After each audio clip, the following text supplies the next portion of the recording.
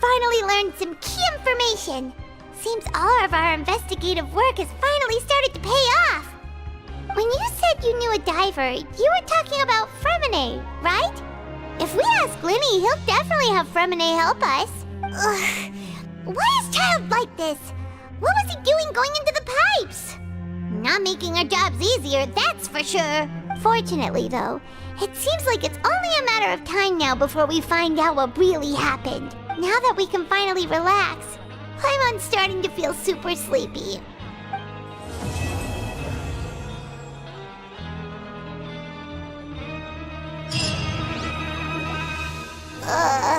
It's morning already? Oh, Paimon still needs more sleep. Huh? Wait, look over there! Isn't that... It's one of Linny's cards! Let Paimon see what's written on it. Maybe you haven't heard, but today is the monthly free day. Everyone has the day off today, which makes it the perfect time to do some investigating.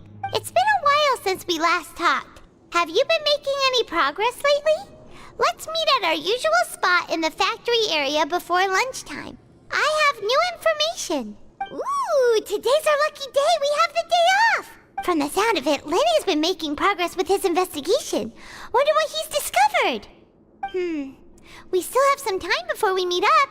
Let's talk with the people here for a bit more before we go.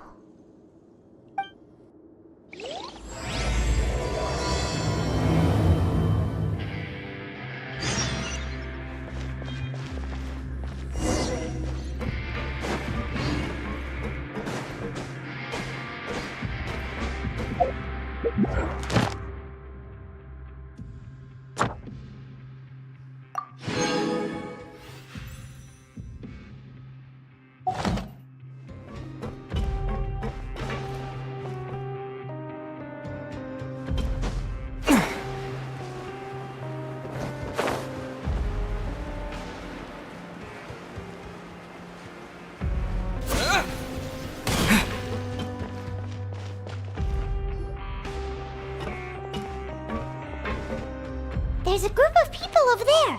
Let's go listen in. So I said, that's not a faucet. Hey, who are you two? Why'd you come over all of a sudden? Oh, sorry for eavesdropping. Sounds like you were talking about something private. What's the matter? They're just looking to join in on our fun, that's all. Hey, don't pretend like it's okay for them to just interrupt us like that. Fine. You're lucky we don't mind extroverts that much. You hear that, Quisto? What nice! Your expressions tell me you're looking to hear some juicy info, am I right? But before that, it just so happens that I know you two. Really? Are we that famous? You're kidding. How often does anyone get a personal tour led by His Grace himself? Practically everyone was talking about it. Word has it that you also caused quite the kerfuffle. A little mistake, huh? I like the way you put it. You see, people with a good attitude can join our group anytime, unlike some of the others here. Your group? I'm Quisto, and this is Lavaroon. People usually call us the Bombshell Bros, but don't worry. We're not playing with bombs or anything. It's just that our information is always so explosive, and we blow minds on the regular. So, you two really like to gossip? Whew, you sure know how to embellish. No. You don't get it. Knowing intelligence will make things better for you here. For example, knowing who's working with whom, who has the latest rumors, who's not getting along. Wouldn't you like to know all that? Whoa, all this info's worth something, you know? You should prove you're worthy of it. I don't mind him. Quisto's always this way. Just play nice and say something to massage his ego. The welfare meals. Talk about the welfare meals. Right. That meal we had yesterday was super delicious. Paimon can still taste it whenever she closes her eyes. Is that so? To tell you the truth, I've been helping out with making those welfare meals. I've been working as a kitchen assistant for about a month and a half now. Oh, so you're the one who made those delicious steaks. Amazing. You could be a professional chef. You are correct. I am a true professional. In fact, I even went to culinary school. Since you like my cooking, I guess that means we share similar tastes. Listen carefully. This little bombshell will help you learn what's really going on here in the fortress. Listen, kids. The power structure within the fortress is quite complicated. The overworlders couldn't care less about us down here. We're basically dogs to them. You've already met the one person here you should never cross, the Duke, Risley. He knows more than you think. And if he doesn't care about something, then he often doesn't bother dealing with it. Those who have the Duke's attention get all kinds of special perks, even better treatment in the infirmary. I know who you mean. It's that Jurier character, right? I don't think there's anything useful about him at all. Why does he visit the infirmary practically every day? Is it normal for anyone to be going in and out of there so often? If you ask me, he's just faking it to get out of work. But did you know that Jurier was a talented researcher from the Fontaine Research Institute before he came here? There's no denying that. I don't care if he was a researcher that could turn dirt into Mora. Once you're in the Fortress of Meripede, you're just another inmate like everybody else.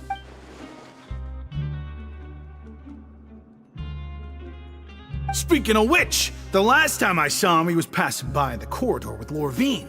I also heard they started arguing in the library and got into a fight, right? Guess that's just how terrible of a guy he is. You mean he hit a woman? Wow, I never imagined he was that bad. But that Lorvine's also quite the odd one, you know? She's always gabbing away, got into a fight with a man, and she also got sent to the infirmary. Come to think of it, I always see her going to the sick bay every couple of days, too. Wait a second. You don't think? Do you think could it be that they're secretly meeting there to go on dates? But it's really hard to imagine.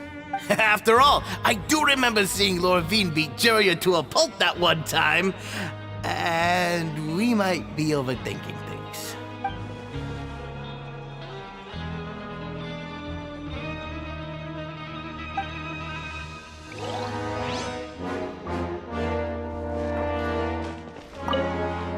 Is it really all right for us to talk about people behind their backs like this? That's just how it goes. Good gossip is still gossip.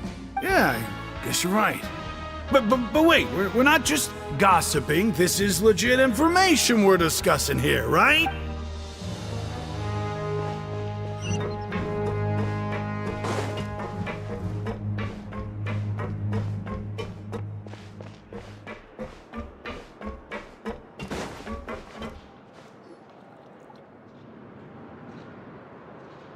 Look, there are some people talking over there. Let's listen in on the conversation.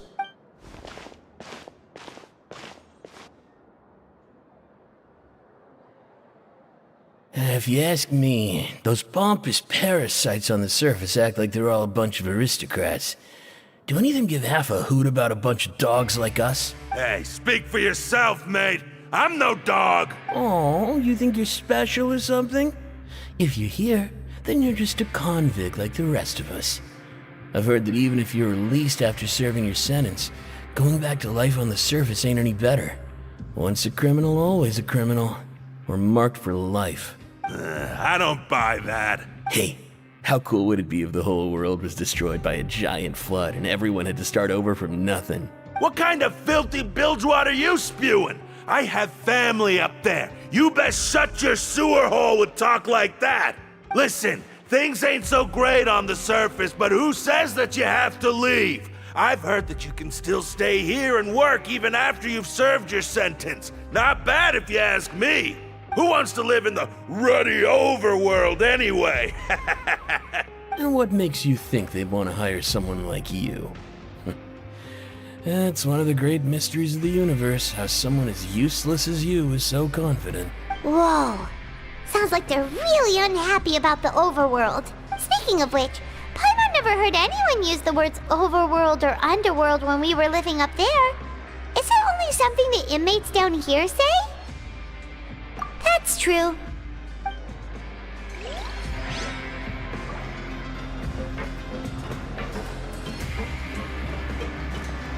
Anyway, I've already decided to stay here. Wish I could say the same.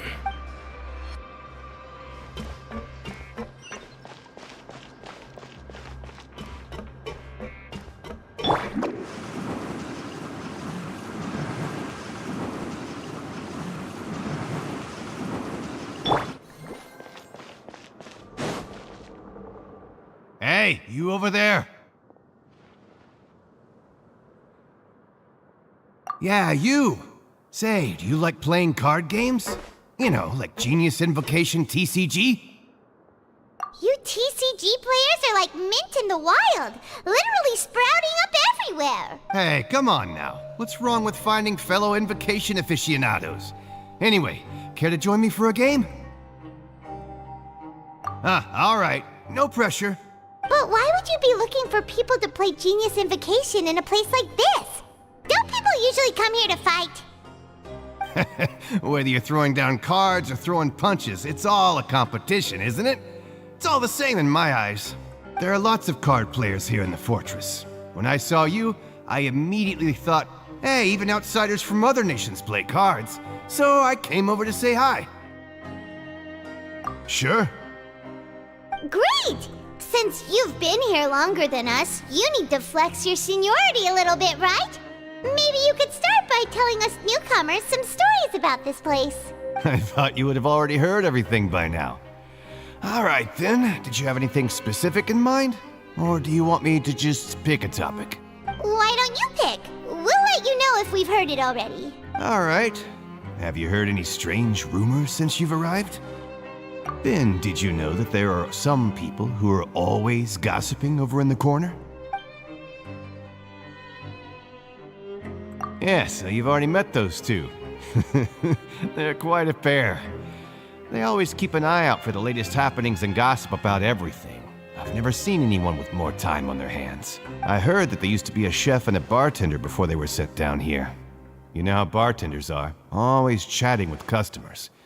And chefs love to pass the time just hanging out when they're not cooking. Good to know. Do you have anything else to tell us? Let me think.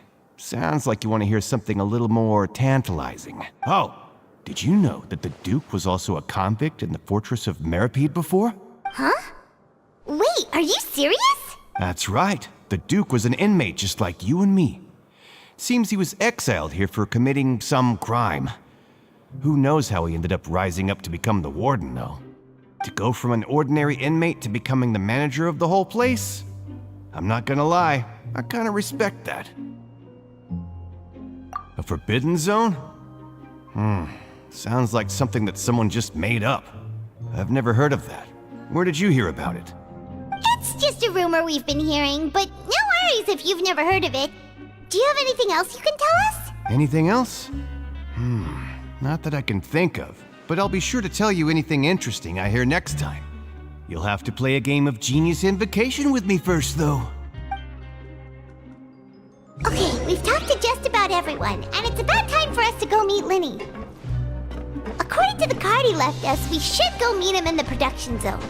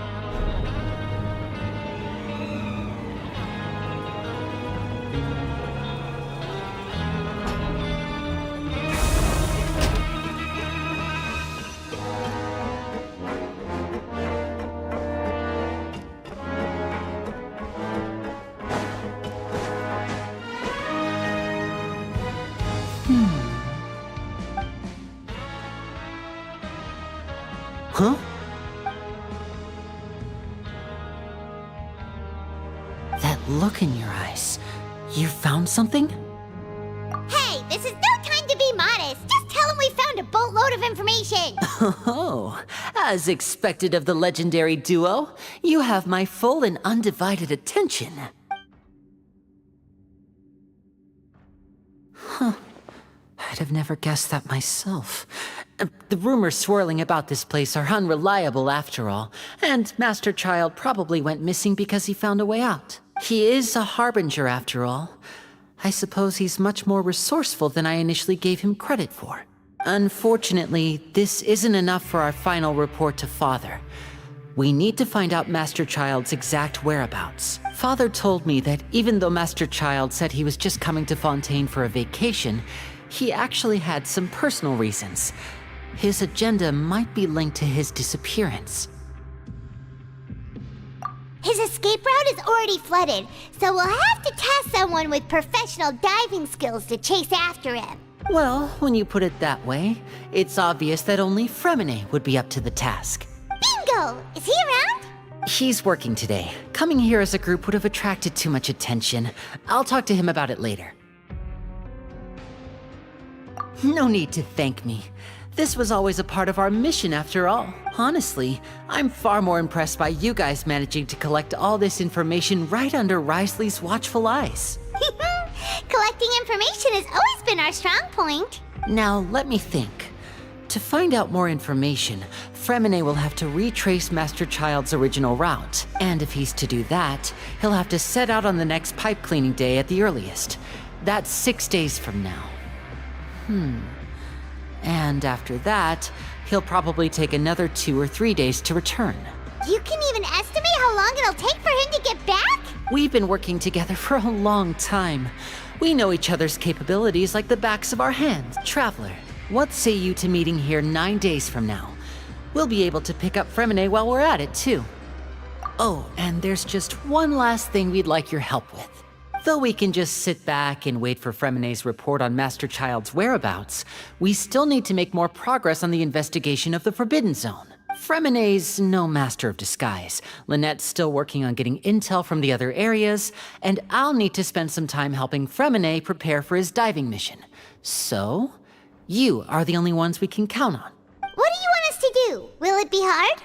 Well, I won't call it easy per se, but I think you'll be able to pull it off. Listen carefully. You'll need to find an excuse to get into the infirmary and investigate the room and environs. You've mentioned several sketchy-looking people always meeting at the infirmary earlier, so it probably has something to do with the secret we're hoping to uncover. You've already met the head nurse, so she'll be less suspicious of you. Investigate the internal structure of the infirmary and any active dealings within, and pass those on to me alongside anything else you're able to discover. But also, there's no need to take risks. Don't forget, safety always comes first. My apologies, I just started rambling out of habit. It was almost as if I was talking to my younger brother. But that's not a bad thing, right? All right, then we'll head out as soon as we finish our prep. Let's go our separate ways for now then. Don't forget, we meet here again in 9 days.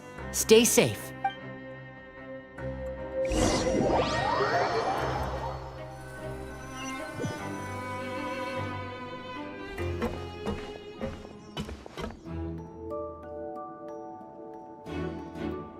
Hey, stay here for now. Paimon will take a peek.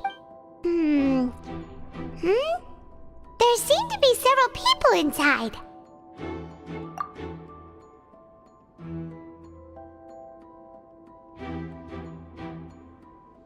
Right. I feel like It's not impossible.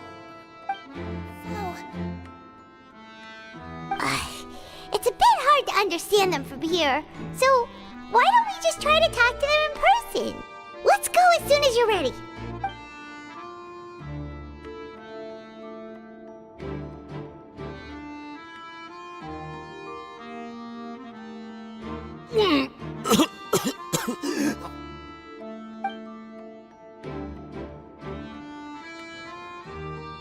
Someone, please help! He's sick! Whoa, are you okay? Oh my! What's wrong, little one? There's no need to panic.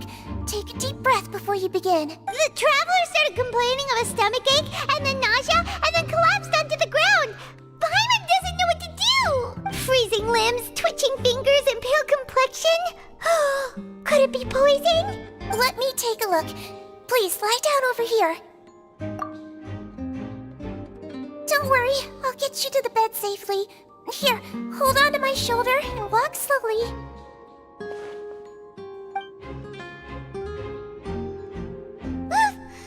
You can do it, Traveler! Don't apologize. You're sick after all. Now, please relax. I'm just going to do a preliminary checkup on you.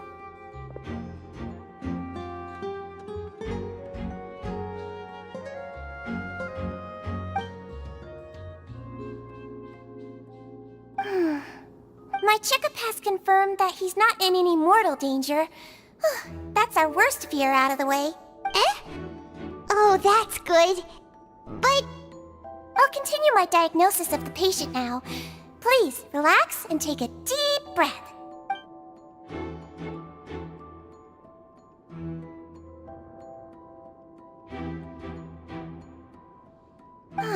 Don't sense serious damage to your organs either.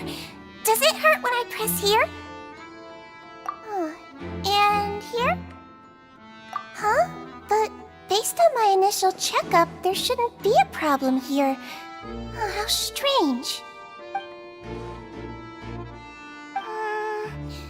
What about here? Does this hurt? Oh. I understand. So that's what it is. I think you just ate something that disagreed with you. That's all. Nothing too serious. Outside of a pretty bad stomachache when it decides to act up. So that's what it is. Thank goodness it's not anything more serious. And there have been other inmates complaining about the food recently. I'll inform our head chef, Mr. Wolsey, of this problem as soon as possible. Congratulations! The health risk is incredibly low, so you should recover within a couple days. Why don't you take a rest here while I go get some medicine for you? Miss Levine, I'll have to trouble you to help me look after this new patient while I'm gone. Very well. And she hopped away just like that.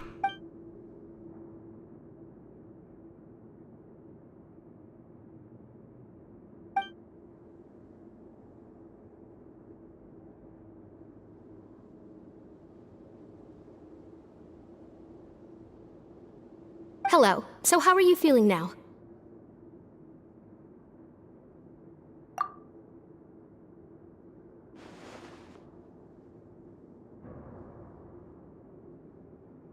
His stomachache's really bad. He was stumbling about the whole way here, so Paimon's really worried. If Miss Sijuin says it's not a serious problem, then there's no need to worry. She's the best medic we've got down here. But it also looks like she's the only medic you've got down here. Well, that's true. What do you mean, that's true? That's really misrepresenting the situation. Of course I can't speak for the whole fortress, but it's not like everyone imprisoned here is useless, you know? Though they may have committed crimes and gotten locked up here as a result, they still know a thing or two about medicine, and they help Miss Sijuin take care of the sick and injured. Yeah, you're right. But did you have to lecture me about it in front of another patient? Aren't you a patient too? Where did all your energy come from? That's correct. Sorry, I got a bit ahead of myself. Are you two also sick? We've been sick a while. I come back every once in a while for checkups, and to pick up the medicines Miss Sijuin prescribes for us. That's just the nature of chronic illnesses. As for her, you could say she fancies herself as Miss Sijuin's capable helper because she learned a bit of medical knowledge ages ago. Please watch your mouth, Mr. Jurier. Don't forget that you are the primary reason I have frequent heart palpitations. Hey, don't start arguing now. Please, keep it civil at least.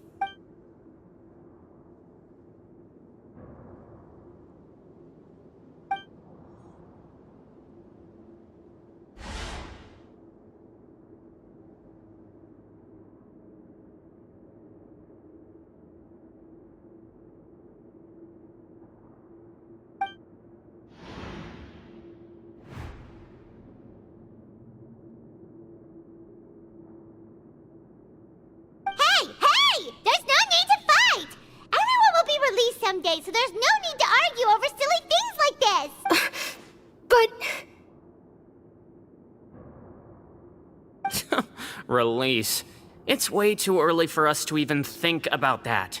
And who the heck knows if we'd even be able to continue our previous lives?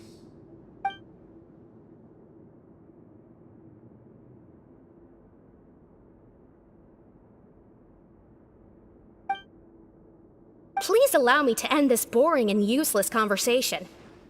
Oh, and Mr. Jurier, I don't want to see your face here again anytime soon. And same to you, Miss Lorvine. Anyway, that was more than enough rest for me, so I'm going to get out of this excessively noisy place. See you later, everyone. He just slowly walked off like that? That's just what he's like. I'm sorry you had to see all of that. I'm Lorvine, and that's... Well, his name is Jurier, but I hope you'll never have cause to remember his name. You really can't stand him, huh? I mean, can you blame me? Look, who would like someone who's as arrogant and obsessed with weird research topics as he is? But there's no need to keep dwelling on him. I'll accompany you two for a while. Miss Zishwin should be back soon, and I'm sure you'll feel better as soon as you've had some of her medicine. No, it's nothing. I'm back! Did you rest like you promised? Thank you for getting our medicine, Miss Zishwin. Did you all cooperate with your bed rest? I trust that nobody got up to walk around. Good. Here, this should be 2 days' worth of medicine for you. Take 1 pill now, and then continue your bed rest.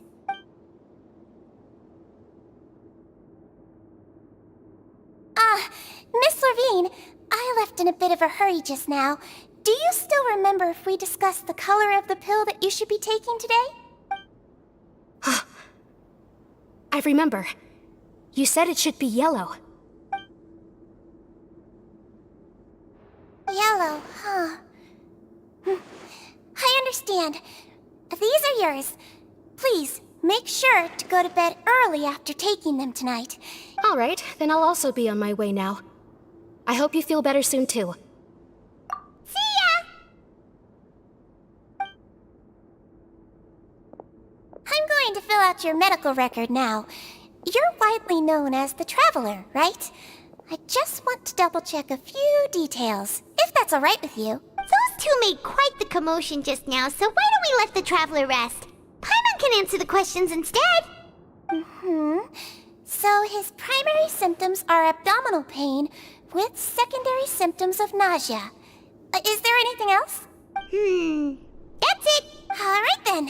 Is there anything we should know besides to take the meds? No, his base constitution is quite good, so I'm sure he'll recover quite quickly after taking the medicine.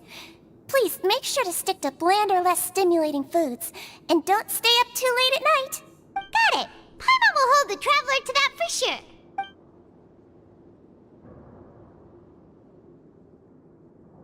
Oh, you're going to take a nap already? Okay then, you get some rest.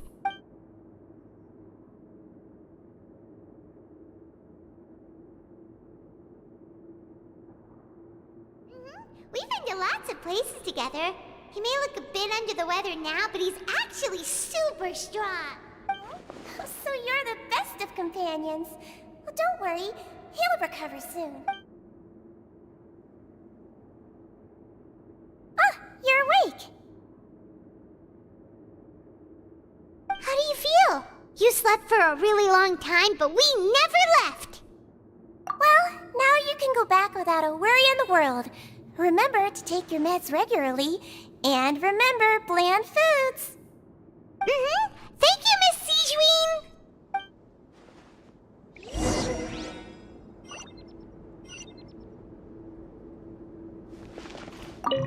Seems like a lot of people have been coming down with an upset stomach lately. I'll need to address that.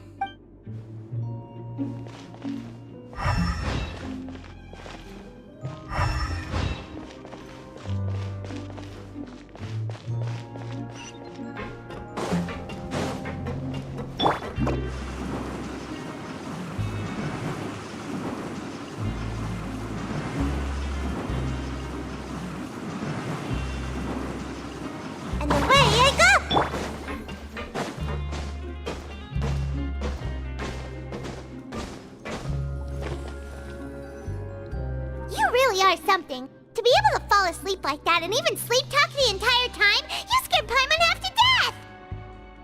No, but you kept mumbling things along the lines of, Pyron, don't take my grilled fish, and put down the Adeptus Temptation now! Paimon talked with Sigewinne the entire time you were asleep. She seems like she's just a sincere nurse, and Paimon didn't notice anything unusual in the room. Are you sure we're not going off track with the infirmary?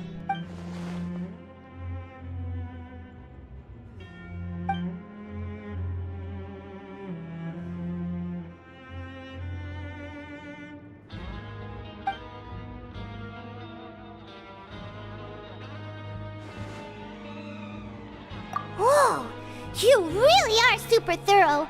All those tiny little suspicious things that Paimon didn't even pick up on. We've got to get the info to Linny.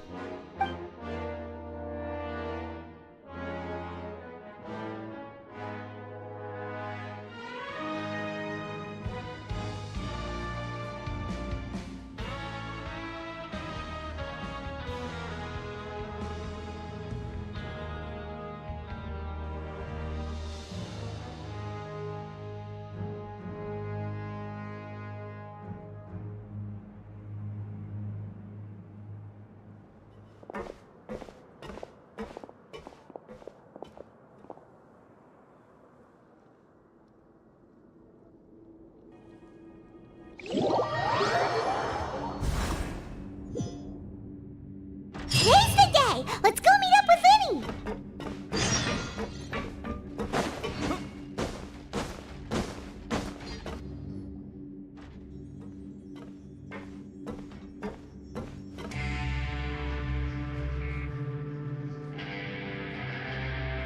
Oh!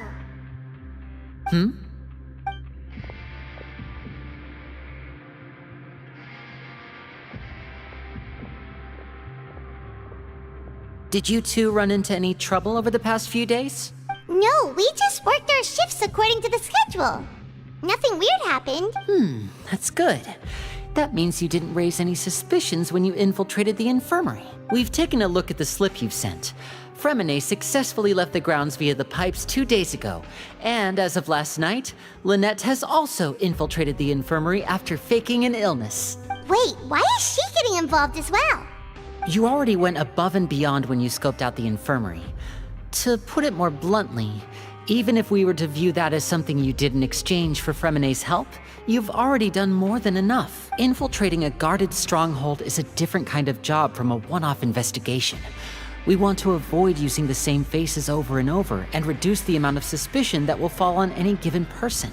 Lynette also felt like you have already taken the first step for us, so she should be the one to finish the job.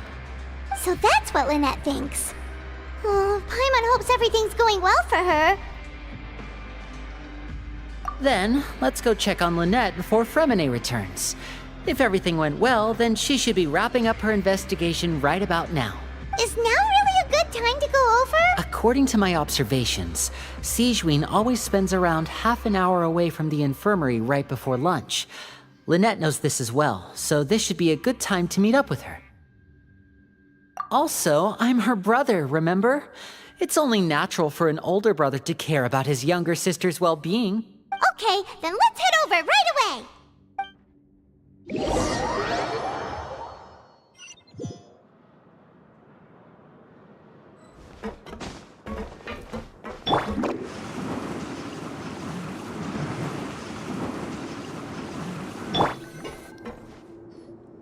Lynette should be here right now. Huh. Strange. As expected, Sigewinne isn't here, but why isn't Lynette here?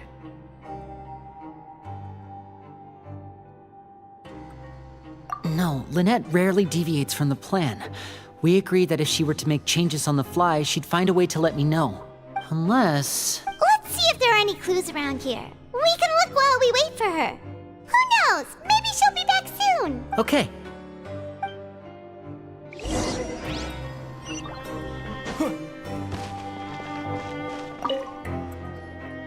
There are some books here and a few files. They all look like medical record. Advanced nursing, how to raise the spirit of your patients, a quick guide to the psychology of emotions, and the meaning of laughter. These sure are some interesting books. Who knew Sijuin would be interested in these kinds of things? She even has books on understanding people's motivations and feelings. Is it because she's a Melusine? Or does she have a need to understand her patient's emotional state? Seems quite normal to me. These are skills that would come in handy for a nurse from time to time.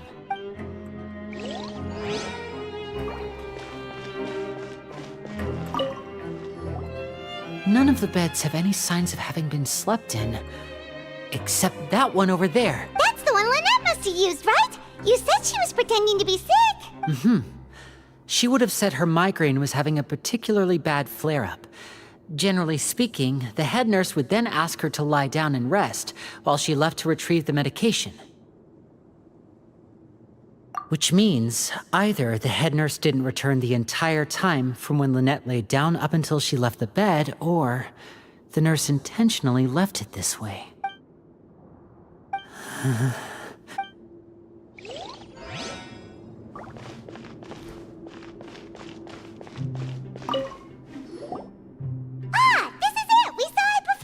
Wait, this thing?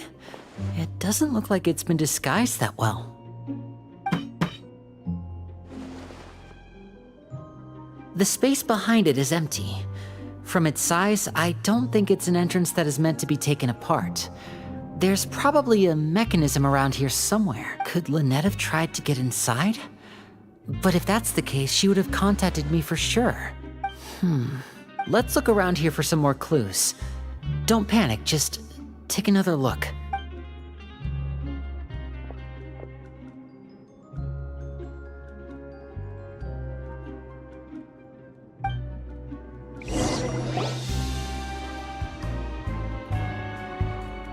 Hey, you guys, there's a slip of paper over here. A slip of paper? It's right over here, and there's a bunch written on it too. It reads, "Out of respect for your usual practices, I'll use a piece of paper or card as the medium to pass on my message. You may consider this as me giving you my best regards." This is... Is that all? The back. This is... Show me! Now! That look on your face. Paimon's reading it now. Would you care to guess where Miss Lynette of the Fatui could be right now? No. Could she have... Is she already... Writhsley. Did he deliberately leave the infirmary unguarded to use it as bait? Wait, you mean he was aware of our goals from the very beginning? But why? We didn't run into any trouble last time, and he also never reached out to us since. Yes, that is a crucial question. Writhsley, he doesn't do anything without a clear goal or reason. So this means he had no concerns about your activities from the very beginning. You're not from the same camp as us. You were sent down here by Nervulet, so you have no conflict of interest with Writhsley. We're a completely different story, though. I'd like to know that, too. Why did he only go after her? Don't panic, just think everything over. I have to stay calm. This is not like what happened last time. The situation's different now. Wait, you're right. Wait, but that means the fact that Fremine was able to leave the grounds. Could Writhsley have let him go as well? But what does he gain by letting Fremine leave like that?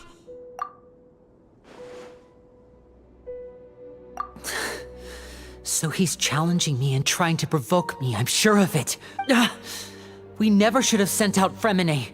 We had to go through all that trouble to find an opening to sneak him around the guards and into the pipe, and we even thought luck was on our side. If Writhsley let him leave on purpose, then he's probably in a terrible spot now as well. Lenny's getting more and more panicked. We have to calm him down. Don't be like this, Lenny. Fremine wouldn't have left if we hadn't told you about Child.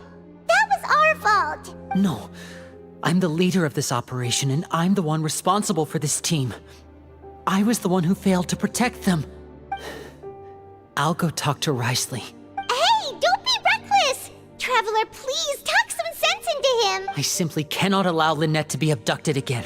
I have to go. I'll find a way to get them back. He's rushed out the door! After him!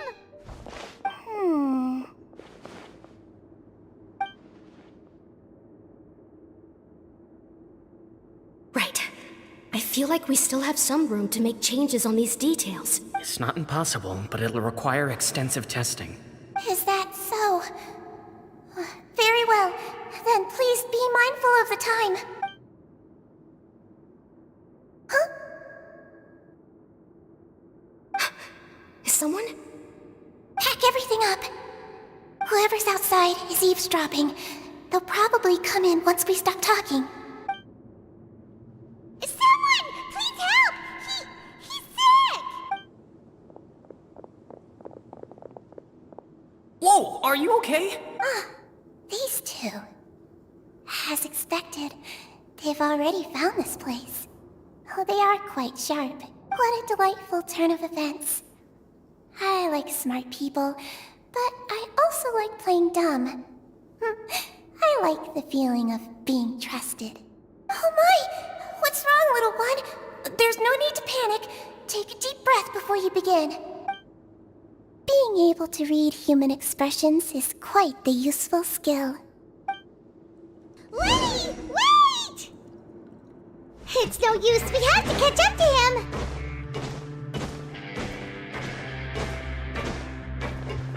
He's already out of sight. How is he so fast? Let's go head him off at Risley's office.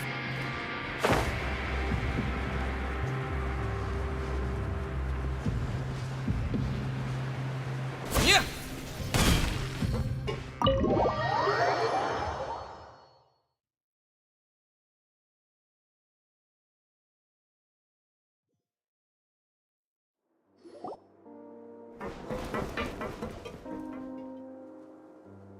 Come out and face me, Risley!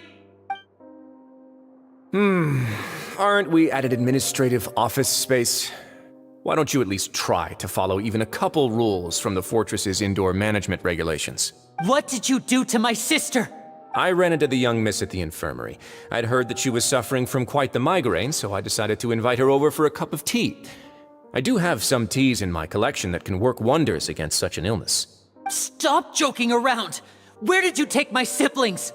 I have also heard that your performances are quite the spectacle. Miss Lynette would sometimes enter a box filled with water, only to emerge the next second from another place altogether. Maybe she'll appear behind you right now if you were to turn your head. Is he trying to trick me into turning my head? No, he's probably not looking to attack me right now. All of the hostages are in his hands, and he's even in the mood for small talk. That means Lynette is probably still alive. You knew we were investigating the infirmary from the start, so you deliberately aroused the Traveler's suspicions and baited us into continuing our investigation, just so that you'd be able to kidnap Lynette. As for Fremine, no, you probably didn't even interfere with Child's escape. You let him go, so you could purge the Fatui members that we had planted into your ranks. There was no need to do so. The Fortress of Meripede is a pretty pleasant place. Most people enjoy their lives here. The only ones who act differently are those with personal agendas. It was quite easy to identify your colleagues. You removed our original members and spread the news of Child's escape so Father would assign our team to come down and investigate. Fremine has also fallen into your hands, right? If you're oh so omnipotent and so in control, why would you need hostages? One correction.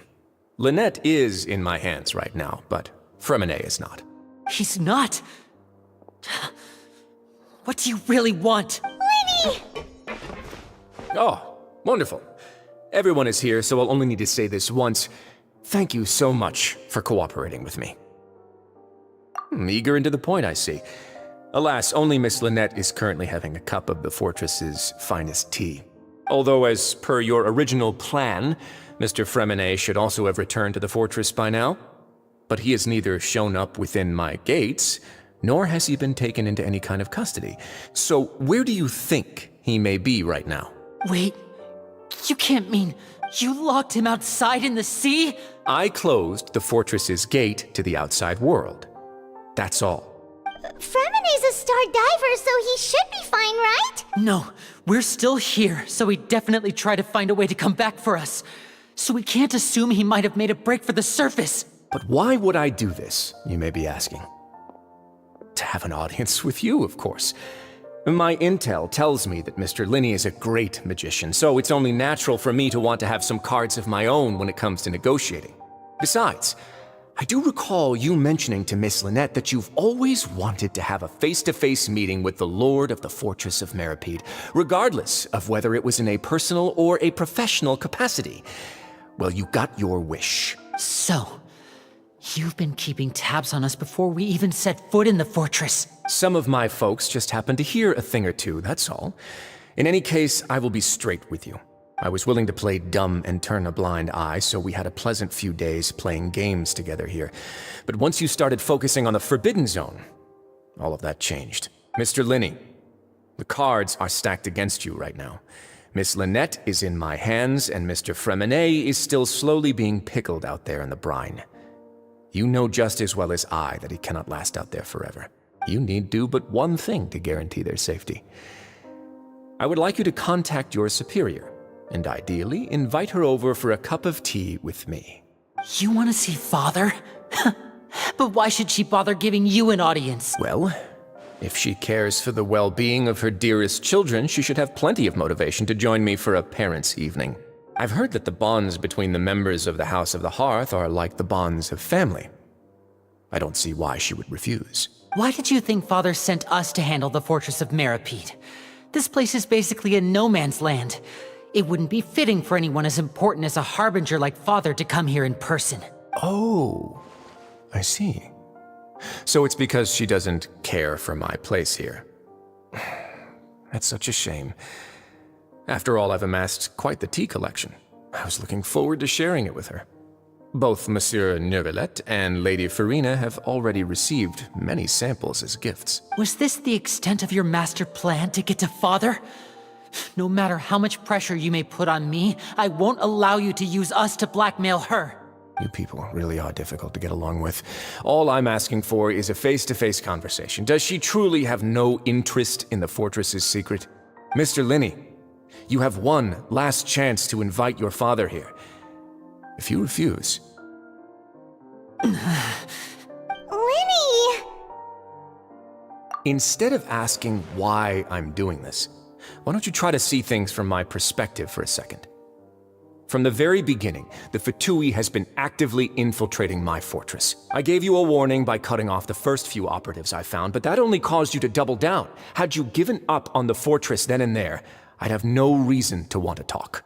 Mr. Fremenet left the fortress on his own, and Miss Lynette tried to pry out my secrets right in front of me. No matter how you look at it, the responsibility for this falls on you. I shouldn't ask Father to do anything because of us. 6. Wait, 2. Time's up. It really is a shame, Mr. Linney. Risley! Negotiations have broken down. Please leave, ladies and gentlemen. It's time for my afternoon tea. Yeah, listen to the Traveler. If you can't talk to Lenny, can you at least talk to us? You do realize that I'm only letting you go because of Neuvillette, yes? You're here helping him out, and I've already done my best to stay out of your way. But that doesn't mean you can just do whatever you want. The fortress may be small and remote, but it still has its own set of laws. Then how about this? Those who are capable deserve respect. You've spent quite some time investigating my home turf by now, so why don't you tell me a thing or two about what you found? I'll ask you 3 questions. Answer all of them correctly, and I'll agree to your request. Question 1. Regarding the hidden rules of the production zone, what is the truth behind the one about not being allowed to work for 3 days in a row?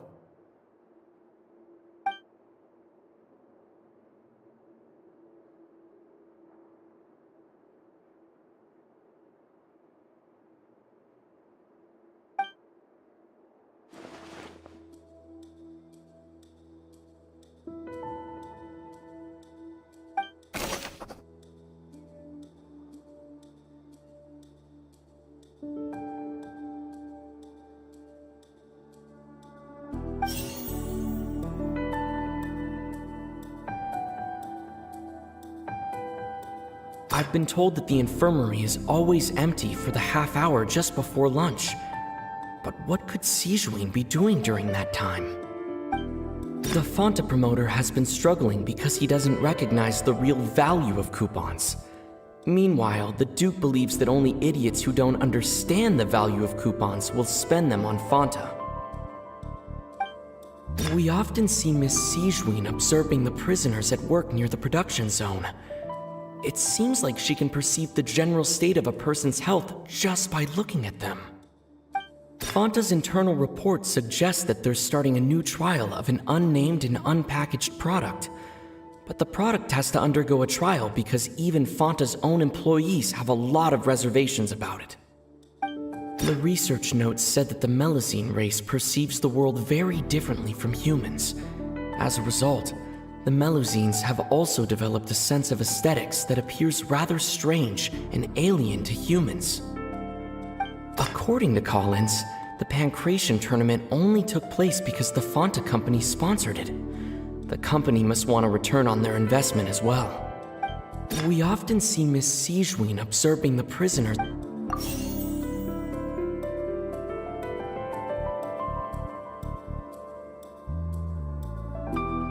I've been told that the infirmary is always empty. The Fanta promoter has been struggling because he doesn't recognize the real value of coupons. Fanta's internal reports we often see Miss Sijuin. The research notes said that the Melusine race perceives the world very differently from humans. As a result, according to Collins, the Pancration. I've been told that the infirmary is always empty for the half hour just before lunch. The Fanta promoter has been struggling because he doesn't recognize the real value. We often see Miss Sijuin. Fanta's internal report suggests that they're starting a new trial of an unnamed and unpackaged product. But the product has to undergo a trial because even Fanta's own employees have a lot of reservations about it. The research notes said that the Melusine race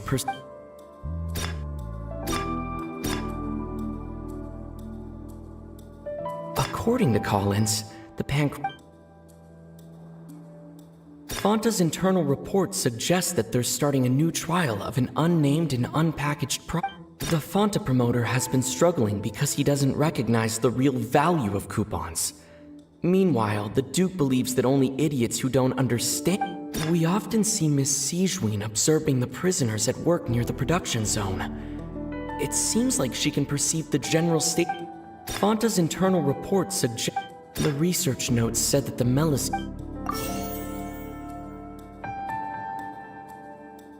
Fanta's internal report suggests. The research notes said that the Melusine race perceives the.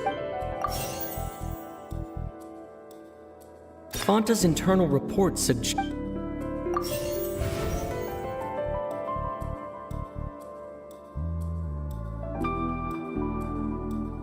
I've been told that the infirmary is always empty for the half hour. The Fanta promoter has been struggling because he doesn't recognize the. According to Collins, the Pancration tournament only took place because the Fanta company. The Fanta promoter has been struggling.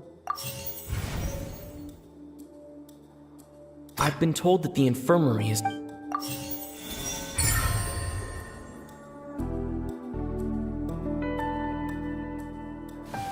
So that's what's going on. Paimon understands it now. Who would have guessed? The hidden rule of the production zone. People are not supposed to work 3 days in a row, and if they do, they'll get strange meat in their welfare meal. At first, we thought this strange meat must have something to do with the people who disappeared. But in reality, they were all prepared by Sijuin, the head nurse. She often visits the production zone to observe the workers' health and makes a note of anyone who has worn themselves out after 3 full days of work. Out of her sense of duty as the head nurse, as well as her genuine concern for the workers' health, Sijuin visits the cafeteria right before lunch and cooks an extra dish for those who can use the stamina boost. Sijuin has only the best intentions with her surprise gift and doesn't want anyone to find out about what she does. However, unfortunately, Melazines as a race perceive the world differently from humans, and their sense of aesthetics is even more alien to us. The recipients of her lovingly prepared special meals cannot taste the care within and usually just freak out. Are we on the right track? Not bad. You've uncovered Sigewin's secret and even guessed her intentions correctly as well. It's nice to know that her efforts have not gone unacknowledged. All right, now for my next question. There are also some hidden rules in the Pancration Ring, including the one that you're not allowed to support both sides of a fight. Why is that?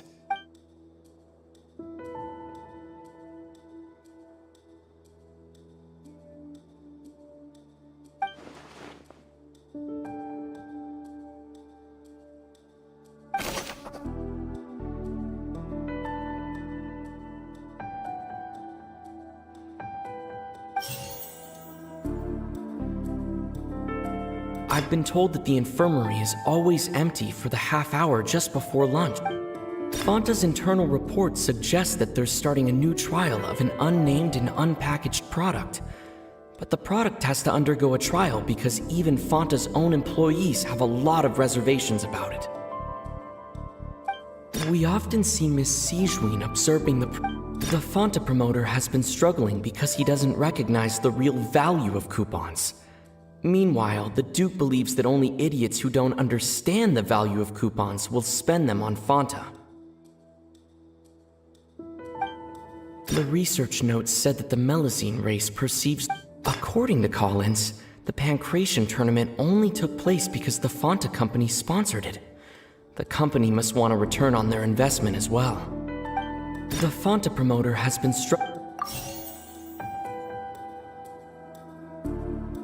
Fanta's internal report suggests that they're starting a new trial of an According to Collins, the Pancration tournament only took place because the Fanta company sponsored it. The company must want a return on their investment as well.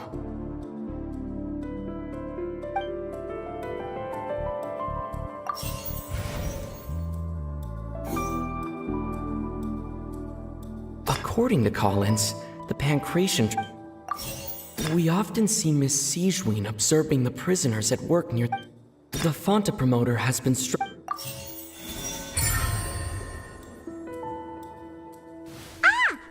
gets this rule too now, so there really was nothing to be afraid of. That hidden rule of the Pancration Ring is about how, people are not supposed to bet on both boxers at the same time.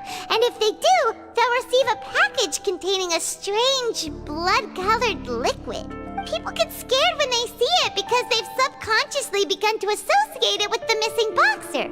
But really, it's just a bottle of the latest yet-to-be-named and packaged new Fanta trial product. A blood-red drink. It's no wonder even Fanta's own staff were questioning the company's decision-making. The company, facing backlash from its own staff, decided to try to trial the product on a smaller scale, to see how it might be received by customers. They came to the fortress of Meropide and offered to sponsor the Pancration tournament so they could push their new product. But the Duke completely refused to even entertain the idea. The Duke, knowing how valuable coupons are in the fortress, knew that only total idiots who didn't understand their true value would bother buying a Fanta product here. And so, only those who proved their stupidity by being dumb enough to bet on two opposing sides of the same match were selected to receive the drinks. I acknowledge the effort you've put into bringing the truth of this mystery to light. Although, based on your description, that Fanta promoter is a bit too careless with his words. I may just reconsider my collaboration with the company. All right, and here's the final question. What's the secret behind our head nurse and all of her patients in the infirmary?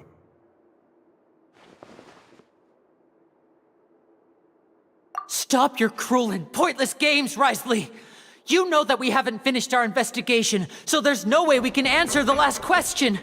The thought of sparing Lynette and Fremine never even crossed your mind! You'll pay for this!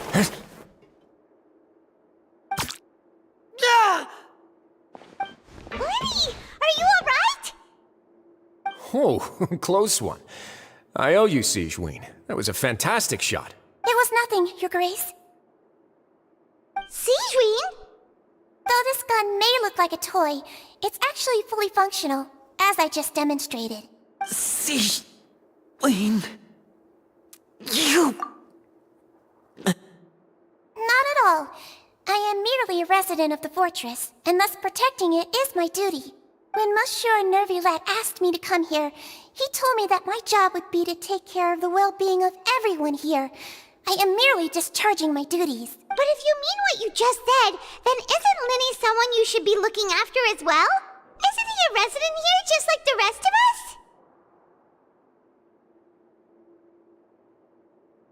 But I really am just doing what Monsieur Nervulet told me to do. Everything I did, I've done to protect them. Had I not, they would be in far more dire straits right now. His Grace knows it too, right? Your Grace? Mind proving my innocence to them? My dear Sigeween, whatever shall I do with you? Would it have killed you to just wait another minute or two? Well, it's nearly time after all. The way you do things can be truly frustrating sometimes, Your Grace. I figured I should try to talk some sense into you. What are you talking about? What time? Take me if you want. How touching. Can you just give me one more minute? Don't be like that, Your Grace. All right, everyone, calm down. 2 more visitors will be arriving any time now. I'll go get a cup of tea. Miss Sigeween, I leave Miss Lynette in your care. You... What are you doing? I believe I hear footsteps.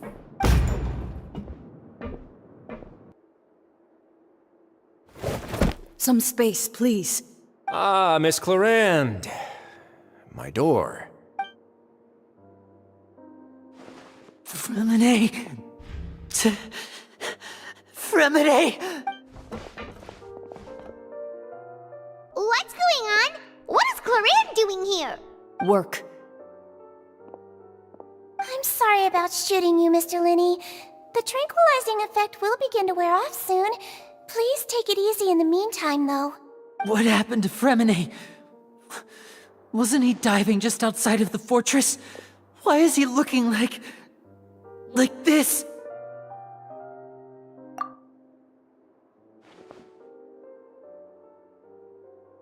A flushed face, an accelerated pulse. He must have consumed primordial seawater. What did you say? Please, make some space. I'll need to give Mr. Fremine a more thorough checkup.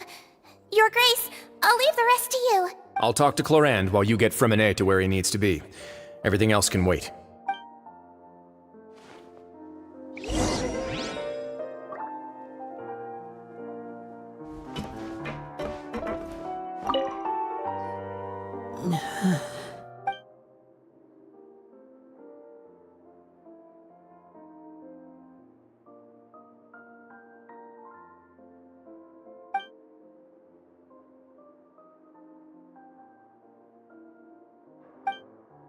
How is he?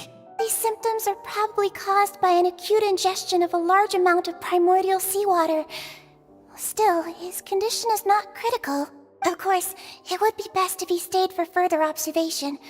Let's leave him here for now, and move him to the infirmary once he's recovered a bit more. Sorry. I am aware that the infirmary may not be your favorite place in the world at the moment. We do only have a single clinic in the fortress, however. Why would he ingest a large amount of primordial seawater after leaving the fortress? How could that possibly happen? Please, look after Mr. Fremine for the moment.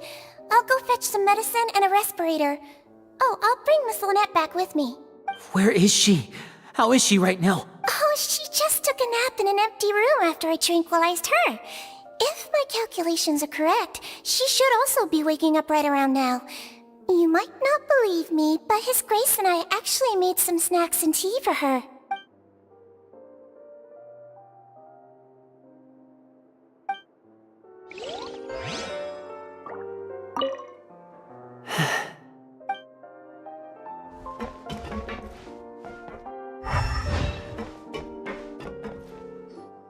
What's that look on your face? I thought I made good time on the way back. Oh, I'm just admiring your punctuality.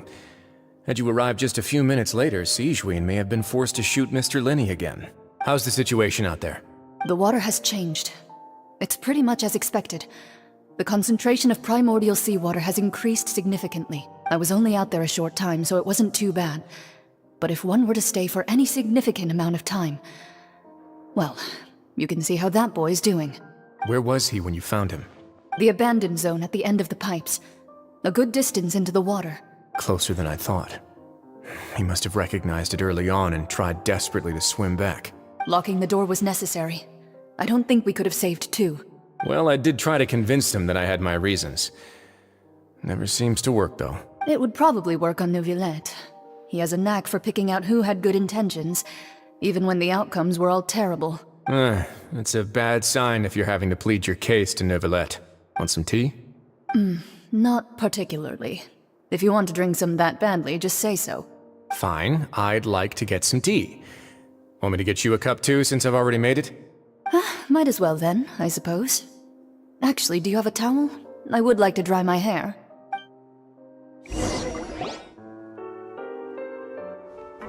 Lenny, are you okay? I'll be fine. They're all here now. Don't worry about me. Are you sure? You don't look alright. My hands and feet are still a bit weak, but that's probably just the residual effects of the tranquilizer shot. I'm back, everyone. Lenny! Oh, Traveler, Paimon, you're here too. Freminet? Is he... He'll be fine. But for now, please help me lift him up.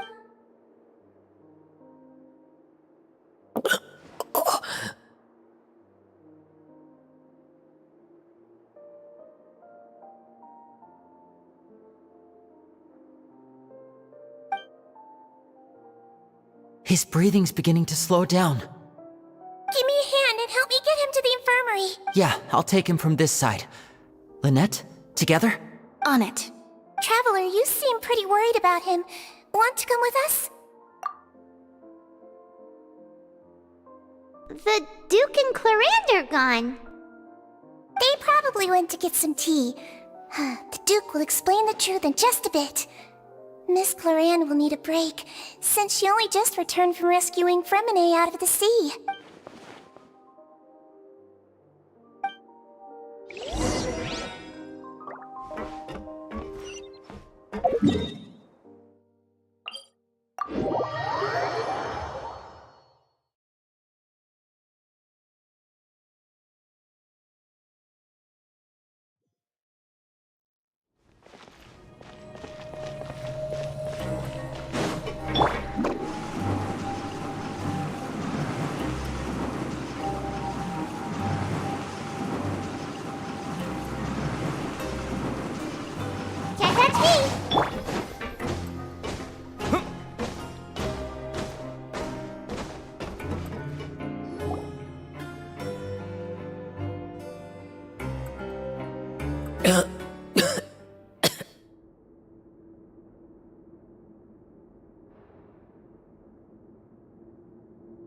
He's awake! Freminet, how do you feel?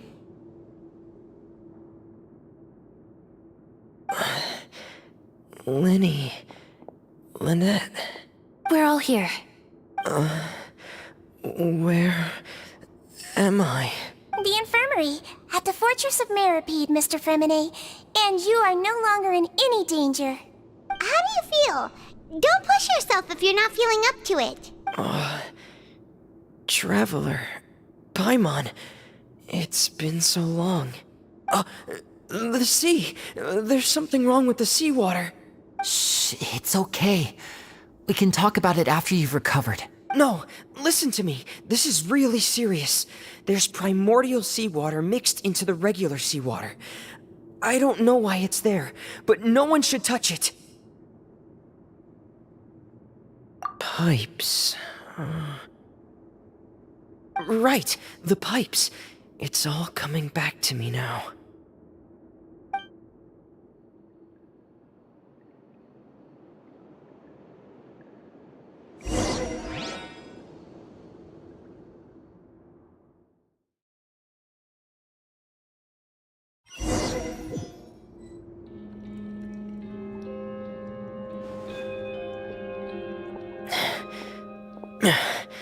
I'm in. Seems like this pipe hasn't been used in a long time. It looks abandoned.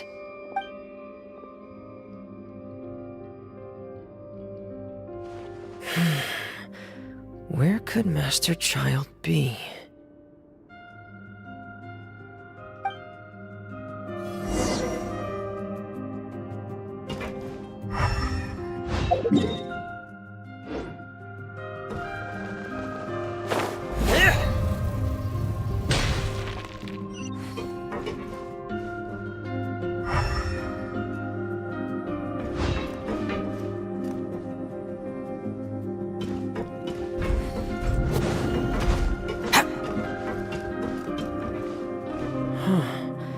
This mechanism looks like it's been tampered with. Could he have done it?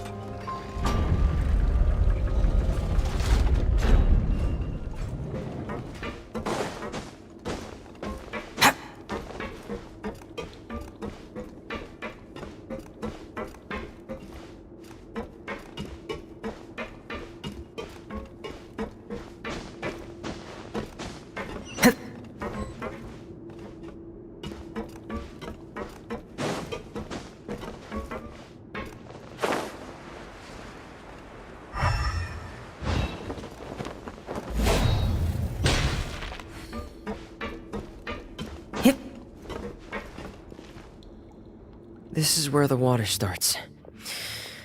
Okay. Master Child probably dived into the water. I'll go take a look as well.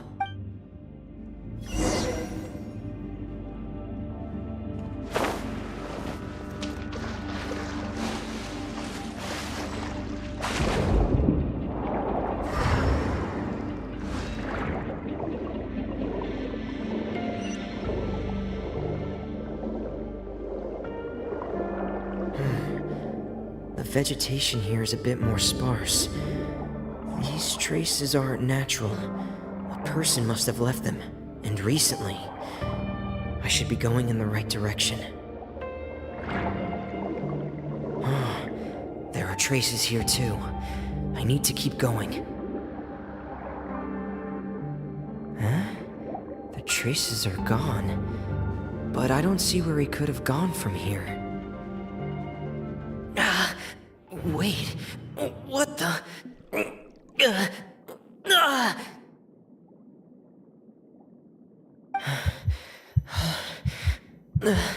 My heart is racing, and it's getting harder and harder to breathe. What's going on? No good. I have to get back. They still don't know anything about what's going on. If I turn back right now, I should still be able to make it.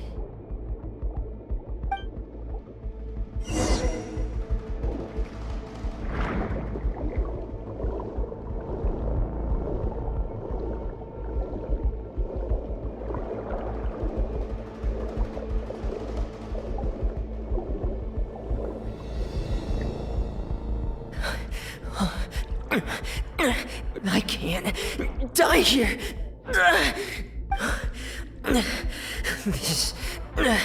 This is bad.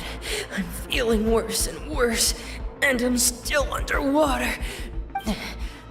I have to push on.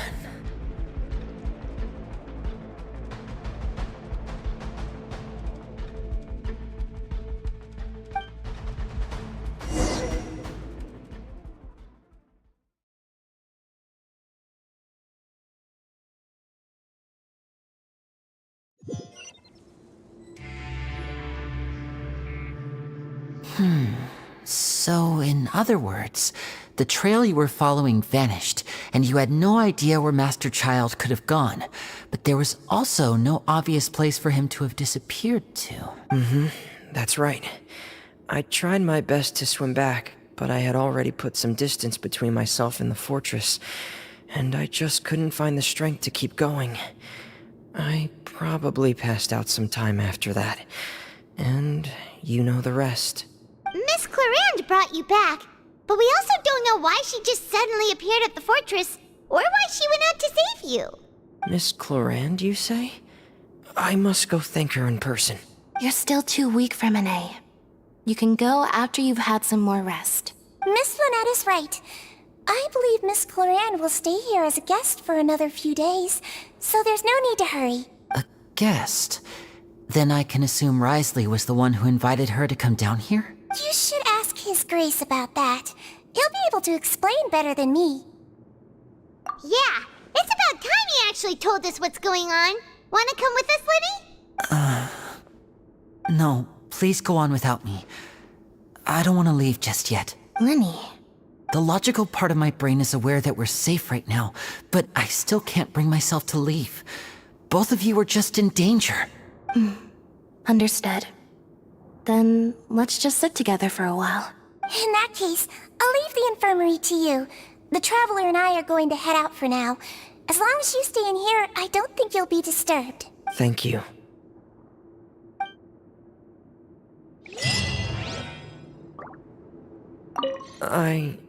I'm so sorry, Lenny.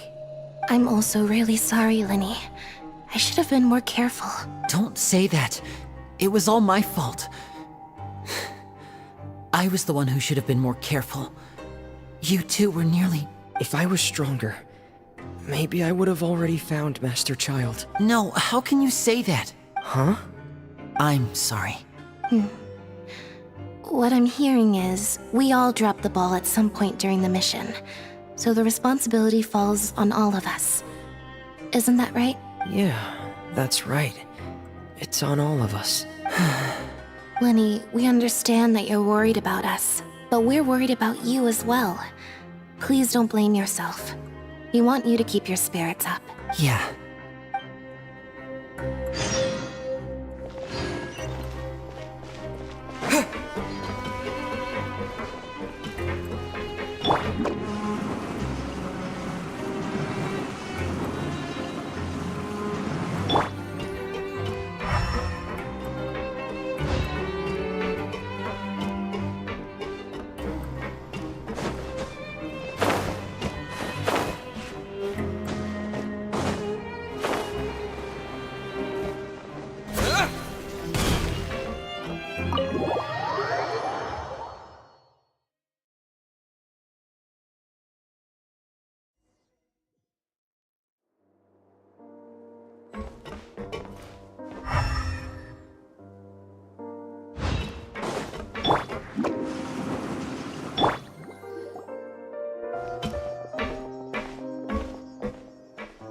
Excuse me?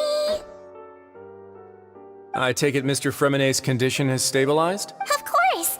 I wouldn't have left the infirmary otherwise. I've been expecting those two, but might I inquire as to the purpose of your visit, Miss Siegewien? I wanted to check up on Miss Clarande. How are you feeling? Mostly fine. If you don't mind, I'd like to perform another quick physical exam. It'll just take a few minutes. All right. Thank you for looking out for me. I'll take my leave for now, then. Well, want to explain yourself, Risley? Of course, but I'm not partial to the word choice of explain. How about enlighten? Where should I begin? How about you start by asking me any questions you have? You can start with whichever one you'd like to get answered the most. Then Paimon will begin. Did you know about Lenny's goals from the very beginning? No. I just knew they were Fatui operatives sent to the fortress by the Knave. As for their specific goals, I only figured those out as you made progress on your investigation. You managed to monitor and stay ahead of them even though you didn't know what they were trying to do? They came here with ulterior motives. I'm quite adept at discerning what that kind of behavior signals. Initially, I thought their goal was just to investigate Child's disappearance. Linny suggested that I had deliberately let him escape, but in truth, I didn't really do anything special to help or hinder him while he was here. Everything he did, from finding helpers to leaving this place, he did on his own.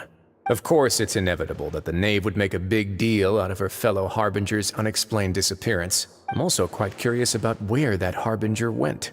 So I figured I might as well let the Fatui do their own investigative work. All I care about is the answer. So you were hoping Linny's group would just do your work for you! You make it sound like that's a bad thing. Unfortunately, things didn't go as planned. I assume that Fremine has told you already, the ratio of primordial seawater around the Fortress of Meripede is on the rise. The Forbidden Zone has always been Linny's target, and you got roped into that investigation after running into him. I began to intervene out of concern for your safety, and also to prevent the fortress from becoming entangled in more irksome matters. Are the rumors true? That you're also a former criminal? Why would you put it like that? Isn't staying here all day and serving as the manager of the fortress a kind of sentence unto itself? Another form of prison? I just happen to have some support from the rest of the inmates, that's all.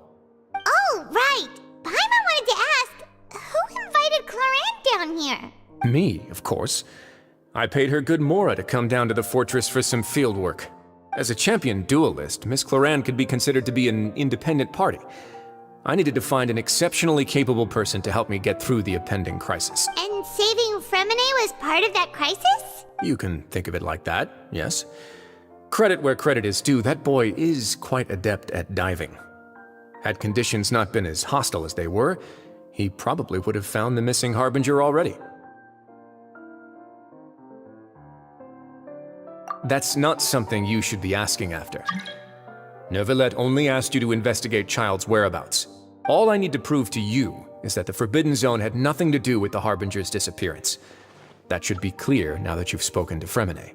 But we've already uncovered that there's something wrong with the infirmary, and we've answered a bunch of questions that you threw at us. Isn't it about time that you answer our last question in return?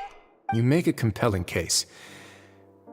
Do you really want to know the answer that badly? Yeah, Paimon really wants to know! Even if the truth may not be pleasant? Follow me.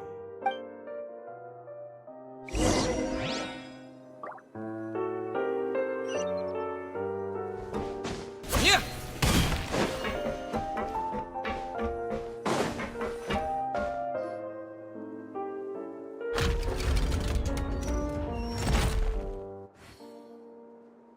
There's a hidden door here? And a whole basement behind it? Huh. You're pretty good at hiding stuff, Risley.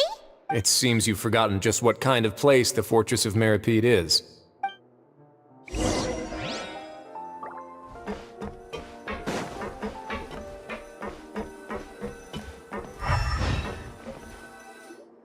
Stand on the central plate.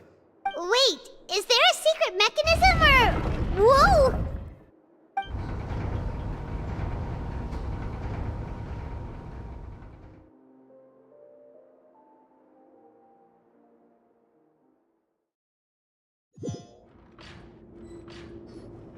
So, this is the Forbidden Zone? Honestly, for a place so well hidden, Paimon sure doesn't see anything special. What a huge door! There are 3 such isolation gates in total. Generally speaking, I'm the only one who's allowed to go inside. Hence the name Forbidden Zone. Am I correct to assume you're going to run on back and tell your little Fatui friends everything? Well, Paimon wasn't thinking of keeping anything from them. Well, I'd advise you wait until you've seen the whole truth of this place for yourself before deciding whether or not to tell them.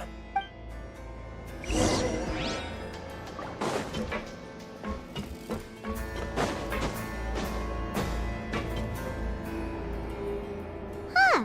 So there's a switch on the side. Stand back.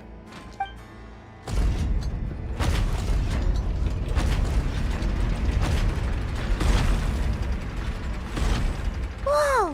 They all just went up one by one! Go on, have a look.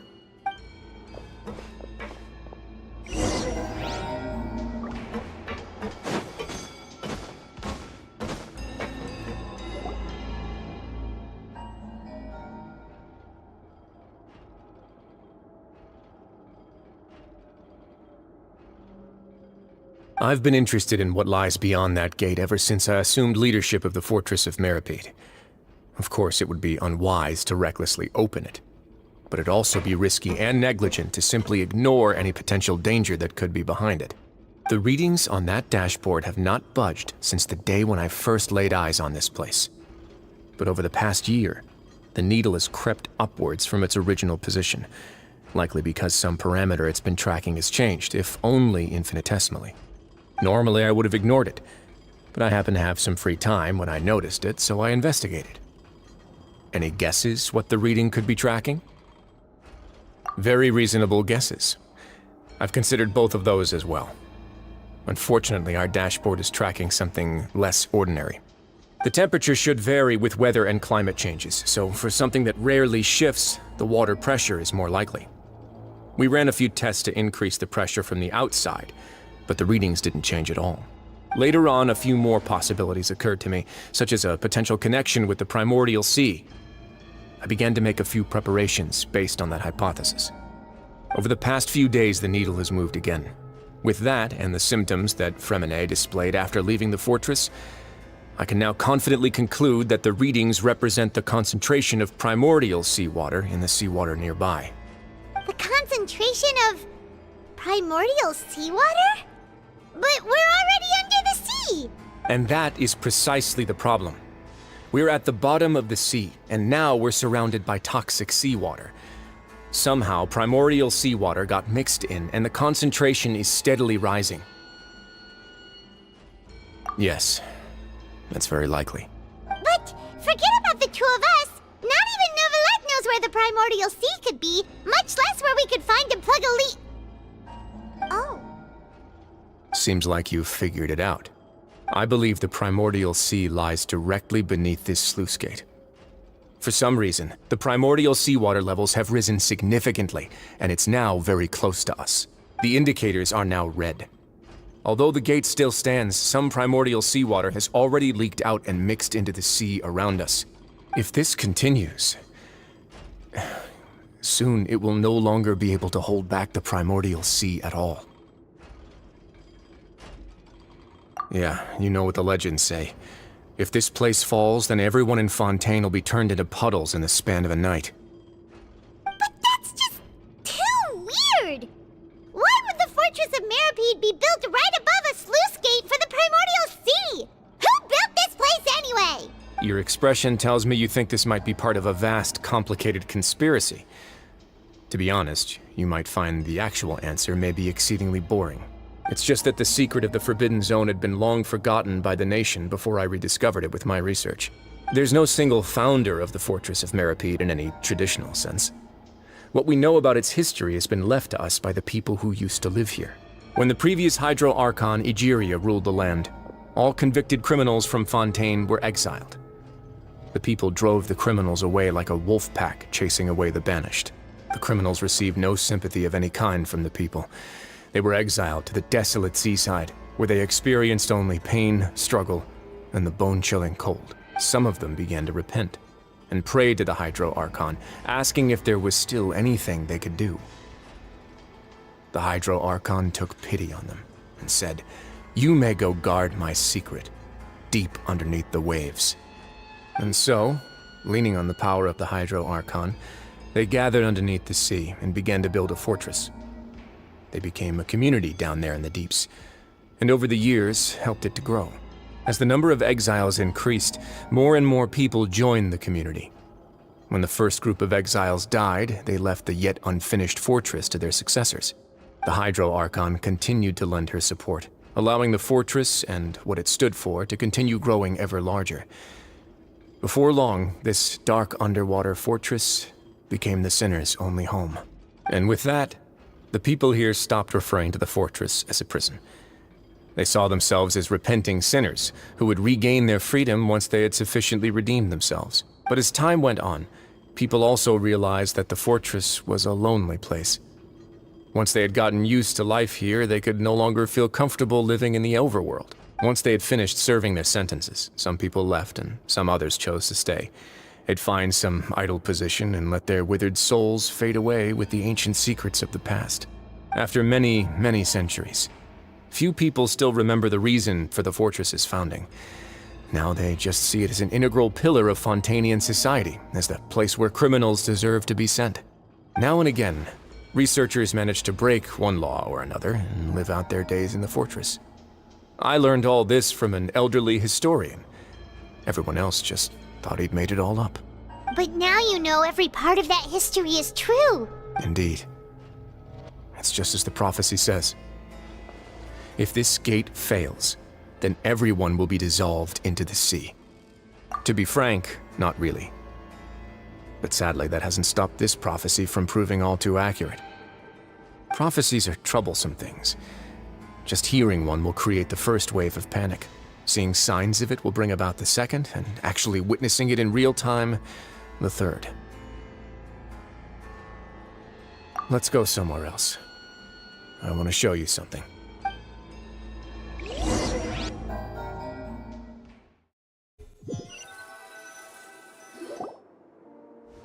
This is it.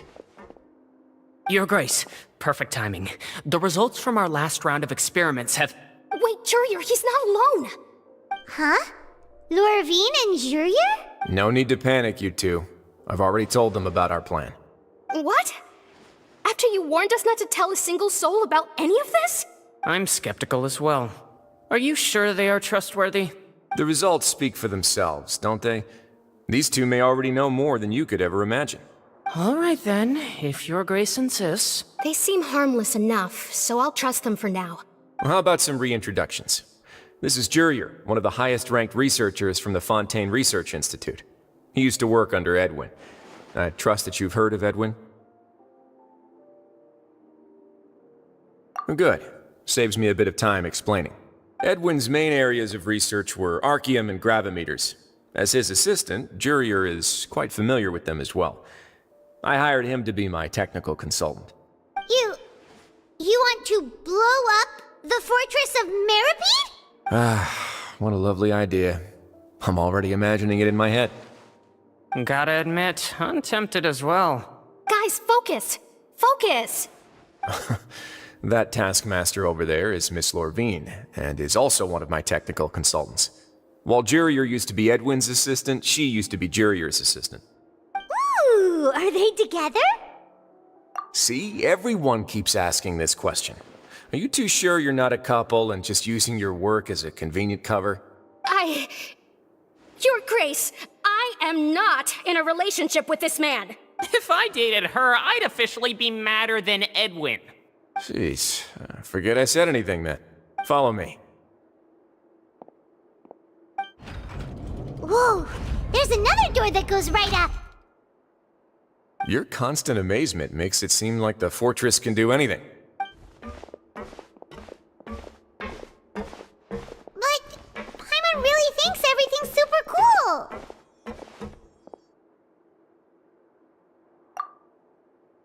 Well, let's spice it up a bit. And here you go.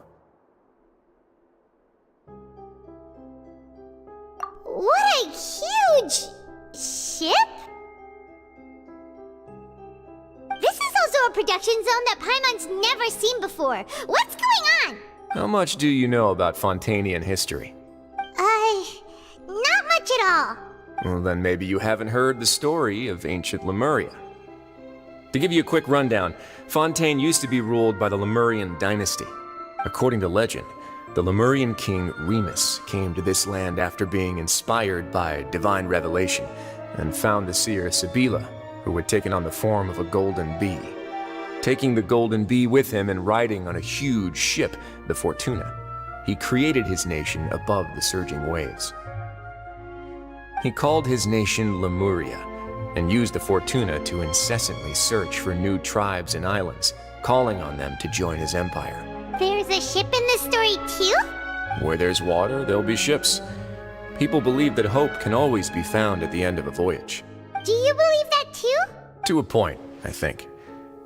As you've already seen, I have a whole factory's worth of labor, materials, and technology at my disposal.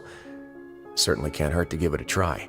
So the moment I began to speculate that the primordial sea might lie underneath the gate, I also began this project. Were you inspired by the legendary Fortuna? Maybe. Fontanians need something to hold on to cope with the impending disaster.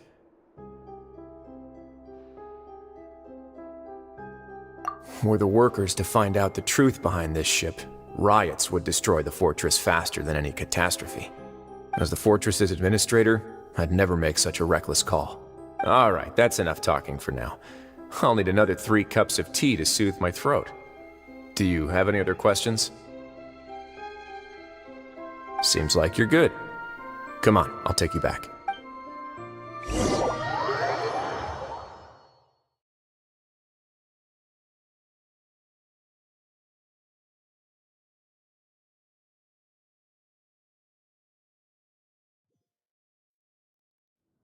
I'll leave you here for now. Oh, thank you so much. No worries. But don't forget, it's up to you whether or not you want to share what you just saw.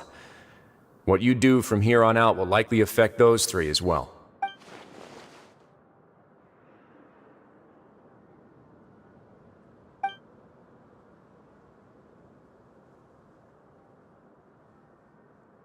Yeah, we'll put a lot of thought into it for sure. Great. I look forward to what happens next.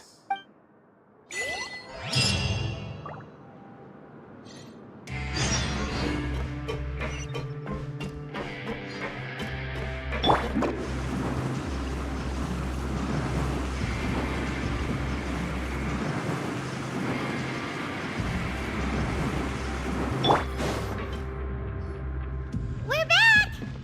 Welcome back. Do you want a cup of tea? How can you be so much like Risley, always drinking tea? Huh. Actually, now that you mention it, I just remembered something now. While I was sedated, I could still barely hear 2 people talking next to me. They were discussing everything, from the leaves to the water and even the teacups themselves. Must have been Risley and Sejuin. Yeah, I heard 1 male voice and 1 female, so it should have been the 2 of them. They really were just talking about brewing tea. I really can't make sense of this place. So, Traveler, Paimon, were you able to learn anything from Risley? Yeah, he explained everything. Very well. Then, would you mind checking your answers against my speculations? Yeah, I took the time to rest, so I'm feeling a lot more relaxed now. Nobody else is around, and Miss Sejuin is also busy with something or other. So let's just talk here. All right, then I'll posit my theories. I asked myself 3 questions. Firstly, why was Fremine affected by the primordial seawater? It was because he dove into the sea. My theory is, the long-lost primordial sea is probably very close to the fortress of Mirapede. Ooh, he's good. He got that right on the first try. That's our Lenny. Secondly, Risley's attitude changed dramatically during the course of our stay here. He ignored us completely at first, then suddenly roadblocked us. Why? I spent quite a long time thinking about this. If he has been monitoring the Fatui since the very beginning, he probably ignored us at first because he was hoping we could find Master Child for him. What's more, the Fortress of Mirapede is not part of Fontaine's court system, nor does it report to Udex Nervulet. Risley is basically the king of a no-man's land. As long as the fortress doesn't do anything about Master Child's disappearance, Father can use it to pressure the Fontaine authorities. And while the 2 factions are pitted against each other, Risley will be free to move between the parties of interest. If I had to guess, he probably has something that he's working on himself. It's likely related to the secret of the infirmary, but I just can't think of what it could be. You're super smart. Thanks so much. Then finally, there's the last question. If Risley does have a plan, what could it be? All I know for now is that his plan probably has something to do with the changing nature of the seawater. He's even gotten Cloran to help him out. That can't be the full extent of what he's doing. There's probably a secret passageway behind the block in the infirmary, and there's something big in the fortress that most people here never get to see.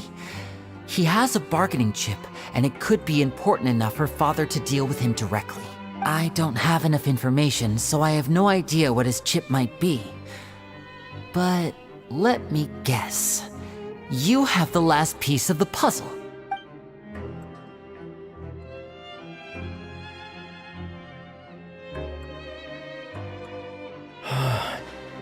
I can't believe it. The sea will engulf everyone. Just like the prophecy said. Could Risley have wanted to meet Father to figure out a way to deal with this crisis? If you remember, I once mentioned that Father sees the House of the Hearth as her base of operations, and she truly wants to resolve the crisis. But how could Risley have known that? Or perhaps he didn't know, and just wanted to bring Father over to his side? Which could be why he said he just wanted to negotiate. Yeah, that makes sense to me. I understand your concerns as well, Traveler. I'll figure out a way to pass this on to our father. No matter what, we're on your side. The two of you have already aided us far too much. We probably wouldn't be standing here right now if not for you. If you ever need anything else going forward, please come to the House of the Hearth at any time. Though you may not share the sentiment, after all that we've gone through together, the three of us basically see you as family now. You have my gratitude. Thank you for protecting Linny when it really mattered. And thank you for sharing the secrets of the fortress with us. We didn't think you were going to do it. Why are you being so formal all of a sudden? Given your strength, you might not need our help at all. But if you are ever in danger, we will try our best to protect you. Aww, the sound of that makes Paimon feel all warm and safe inside.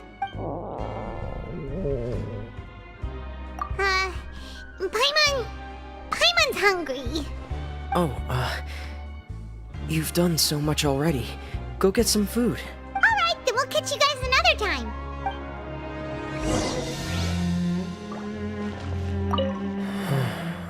I feel like I should try to become someone more capable of helping. You're incredibly helpful.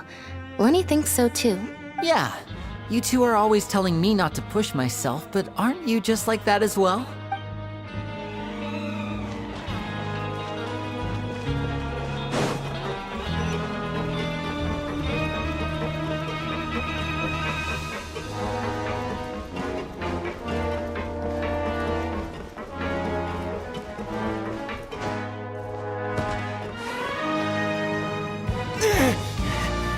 Time for dinner. Welfare meals now being served in the coupon cafeteria. Come on, let's go pick up ours as well. Traveler and Paimon, over here. Are you here for dinner too, Miss Sijween? And I'm taking the opportunity to prepare Miss Cloran's dinner as well. Huh. You're right. She's actually sitting in the fortress cafeteria. What would you like to eat? Yep, you can. I've already talked to our chef, Mr. Wolsey. It's all on me today, so you can get whatever you'd like.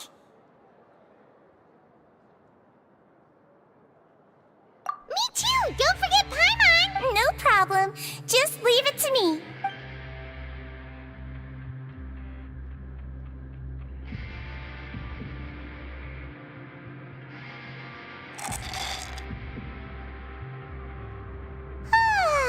So delicious. Is this how it feels to be freeloaders? Wait a second, we did do plenty of work after all. Feeling full yet? How's the food? Delicious.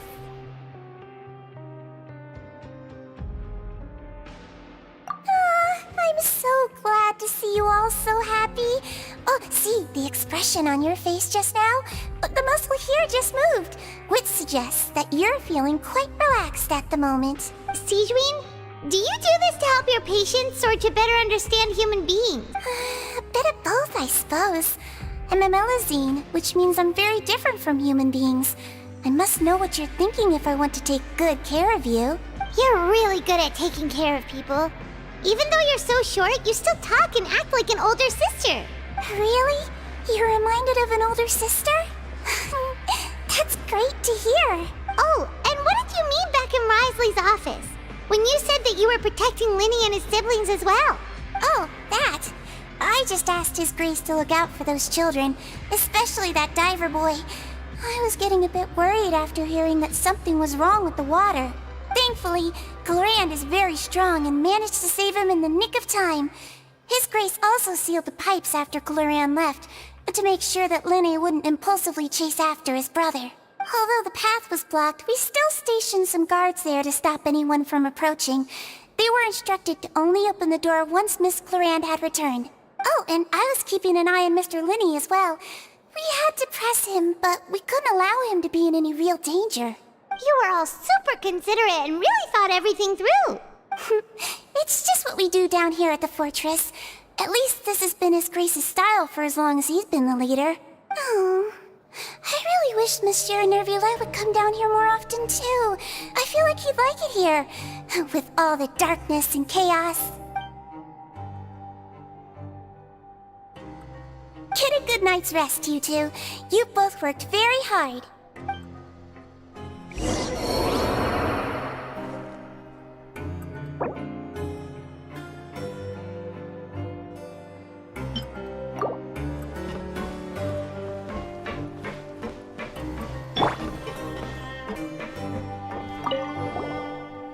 Clorand! Ah, it's you two. How's dinner? It's all right. Miss Sigewin really put in a lot of effort. So we heard that Brisley invited you to come down to help, and you saved Fremonade too! You sure work super fast! Oh, it was child's play. Still, Paimon didn't know even champion duelists could take on side jobs. Oh, and why aren't you eating with Sigewin and the Duke? Won't you get bored eating by yourself? Miss Sigewin was with you, and the Duke has business of his own. Actually, didn't Navia say that you went out for dinner with her as well? Yeah. First time in a long time. First time in a long time? So you mean you've gone out to dinner with her in the past? In the past, yes. You seem to be enjoying yourselves here. Things will be getting messy at the fortress soon. Don't run around unnecessarily.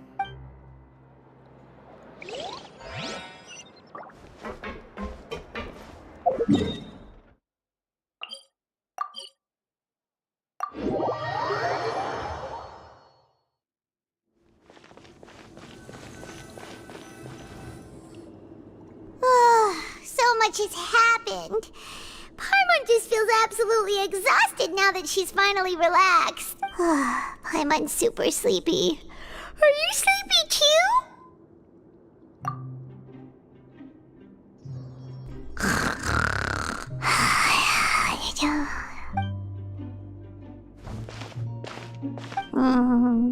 Delicious. Paimon wants seconds for free.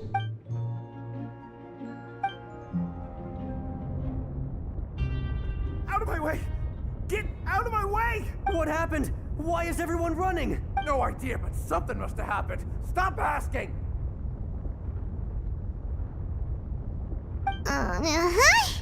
Who's yelling? Paimon still wants to sleep.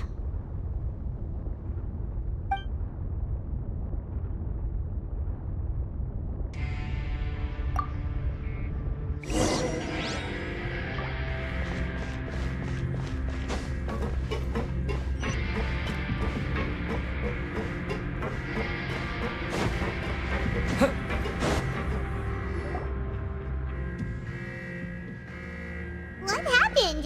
Why is everyone running around? Hey! What are you doing?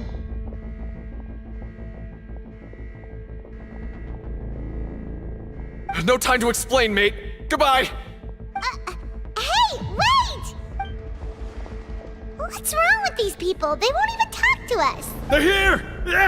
There you are! Oh, thank goodness! Quisto and Laveroon, do you know what happened here? We came here especially to inform you. Something seems to have gone terribly wrong just now. His Grace is telling everyone to evacuate and get out of here. Laveroon was saying you two are new here and you don't have many friends, so you might slip through the cracks. Haven't you heard all the stories like that? An evacuation is successfully completed, yet you only find out once you do a head count that 1 or 2 people are missing. Wait, weren't you the one who brought that up? Why is it suddenly my idea? Hey, shut up! Okay, whatever. The point is, you should come with us. Yeah, he said to get as far away as possible, upwards and outwards.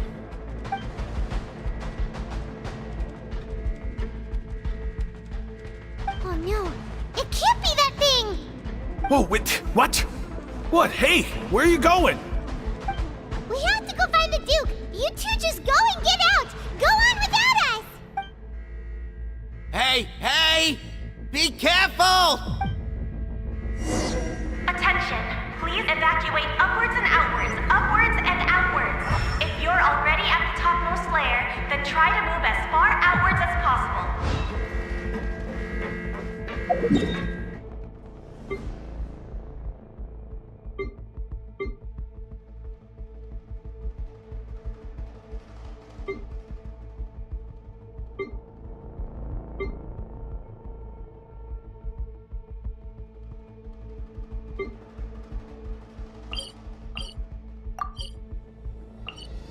Attention, please evacuate upwards and outwards, upwards and outwards.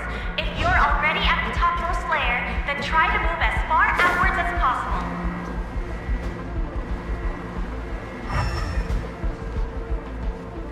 Attention, please evacuate upwards and outwards, upwards and outwards. If you're already at the topmost layer, then try to move as far outwards as possible.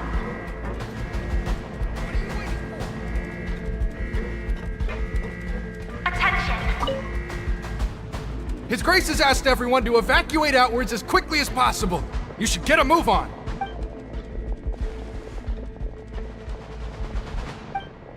Attention, please evacuate upwards and outwards. What are you waiting for? His Grace has asked everyone to evacuate outwards. Attention, please evacuate upwards and outwards, upwards and outwards. If you're already at the topmost layer, then try to move as far outwards as possible.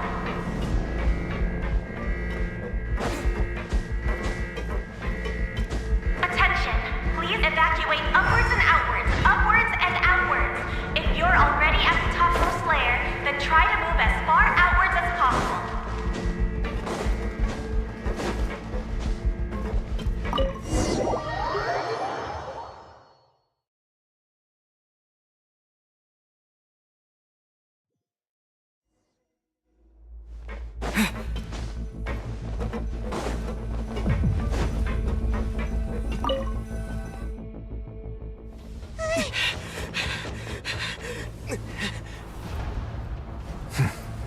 They're here. Just like I said. We have it!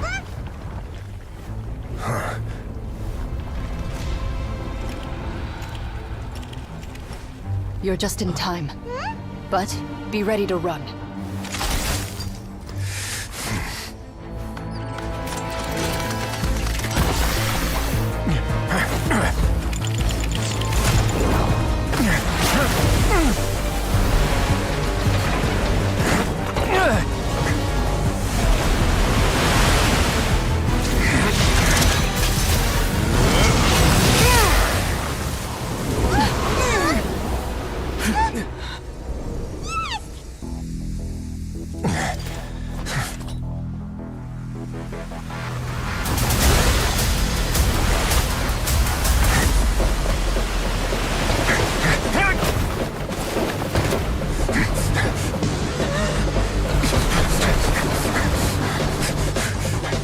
Three, 2, 1.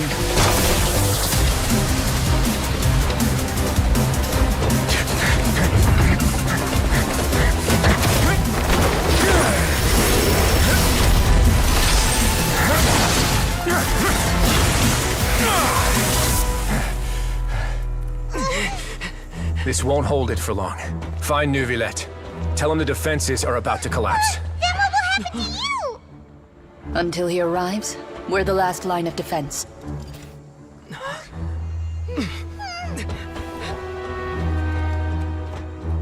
The gate. How long do you think it'll hold? That depends on us.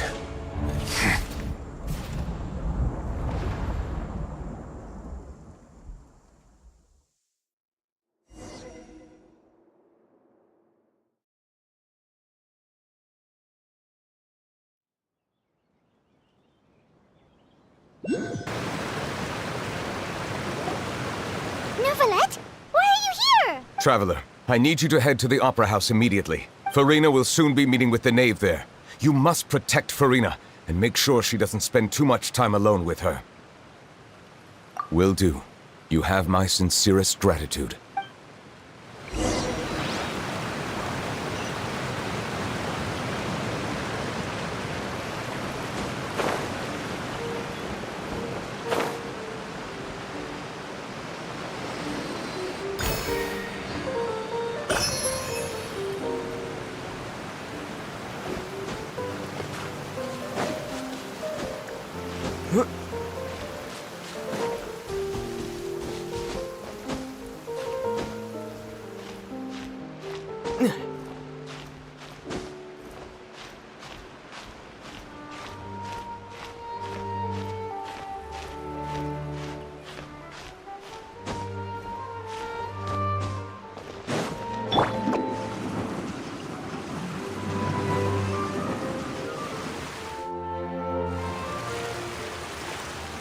Look! There are a ton of Fatui and Palais Mermonia people over there! The knave is probably here already. We need to hurry! Are you two the traveler in Paimon? Monsieur Nervalet has left instructions. Please follow me. Though I'm sure he's already explained, this should be a mostly cordial conversation, unlikely to give rise to violence. But it would be most appreciated if you could protect Lady Farina to the best of your abilities.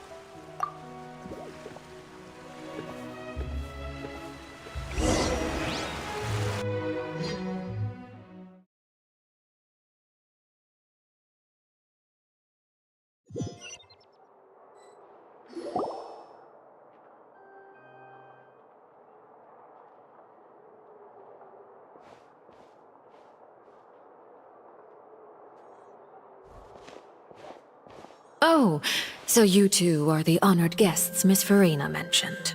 Of course, of course! How could they not attend a meeting such as this? I must always have 2 or more guests at my dessert table. Otherwise, the occasion would be too lonely and unbecoming of my station. It is my pleasure to make your acquaintance, traveler. I have heard much of your accomplishments. I am the Knave, one of the 11 Fatui Harbingers.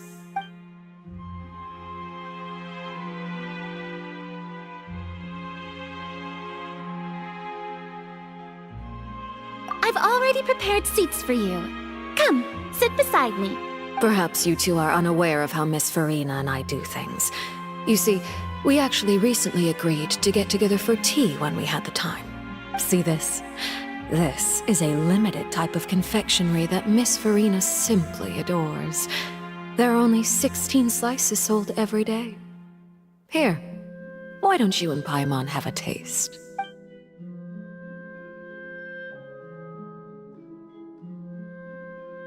Traveler, what do you think of this cake? That's good to hear. So what Child said was on the mark after all. You do share a taste in desserts with Farina and I.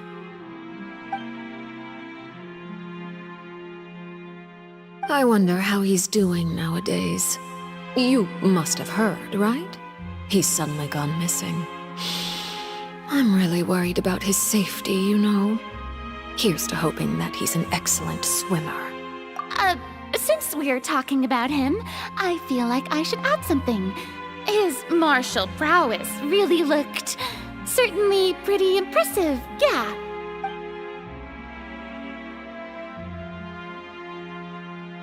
Oh, so you're also familiar with his aptitude for fighting, Miss Farina. Oh, right. I almost forgot. Child was subdued by Udex Nuvillette right in front of you. Against ordinary people, my colleague would never be on the back foot. But alas, he just never imagined he'd run into such a person. I must express my admiration for Monsieur Nuvillette. Coming from you, that's not surprising at all. But I thought you would be happier to hear the news. Of course, but it's still a bit of a shame. You see, I would have been far happier had I received this news somewhat earlier. As you well know, a long time has passed since Child disappeared. Well, in any case, there's no need to worry. We know for sure that child is still alive. Oh. And just how do you know that? Because we found evidence that proved he left the Fortress of Mirapede. And where did he go after leaving the fortress? Well...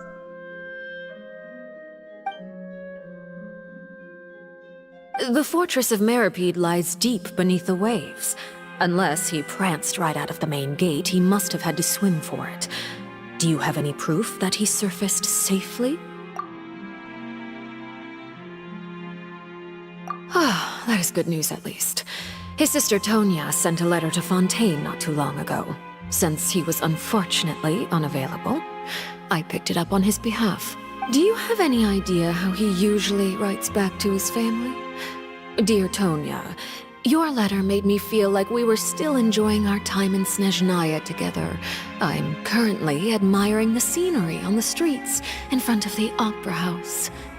Is it something like that?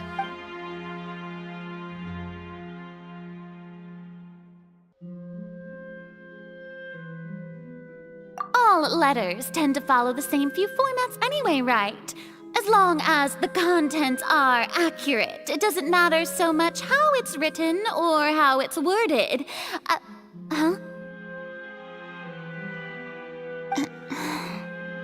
Hold on. The water in the teacup is shaking. I suppose this is also a sign of things to come, Miss Farina. Huh? I don't quite understand what you're trying to say. Have we entered into the next stage of the prophecy?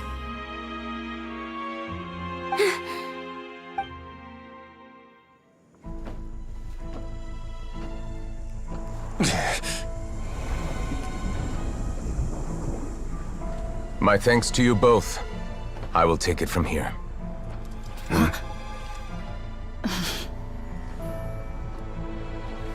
Sure you don't need a hand? Quite sure.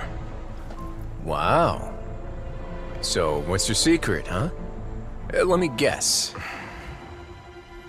Nah, who knows? Maybe it's just your sense of responsibility. Sounds about right.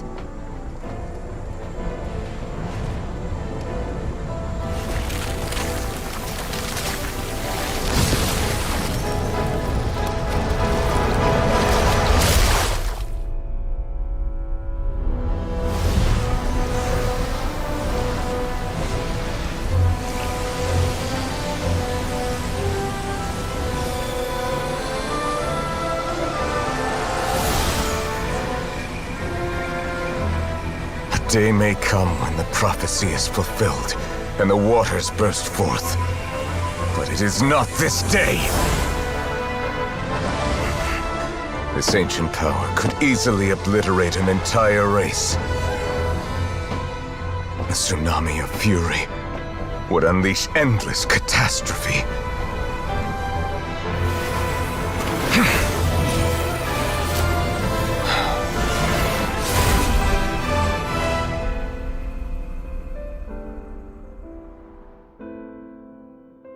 This sentence is too severe. Forgive me for overruling it.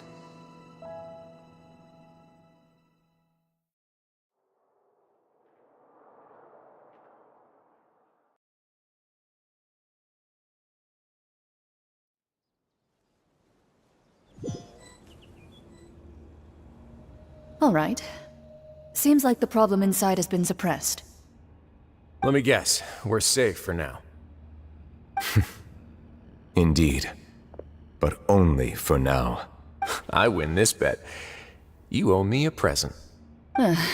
Very well. It was indeed just as you said. You made a bet? We made a bet on the size of your entourage. Cloran thought you wouldn't come down by yourself. I figured you would have at least brought a few people along for appearance's sake.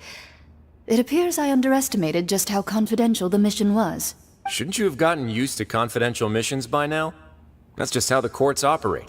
So what gift must the loser give? Tea? He already has tons of tea in his office. I'm thinking about a set of legal codices. That wouldn't happen to be a dig at my lack of legal awareness, would it? Well, I'm sure His Grace doesn't consider the fortress to be outside the law. I was under the impression the residents of a place like this would be uninterested in the legal codices. That was obviously a joke. Anyway, you've still got some unfinished business to attend to in the overworld, correct? No need to stay here if you have a pressing matter. We all know you can't leave Palais Mermonia for long. Thank you. I hope everything went smoothly with the Fatui Harbinger.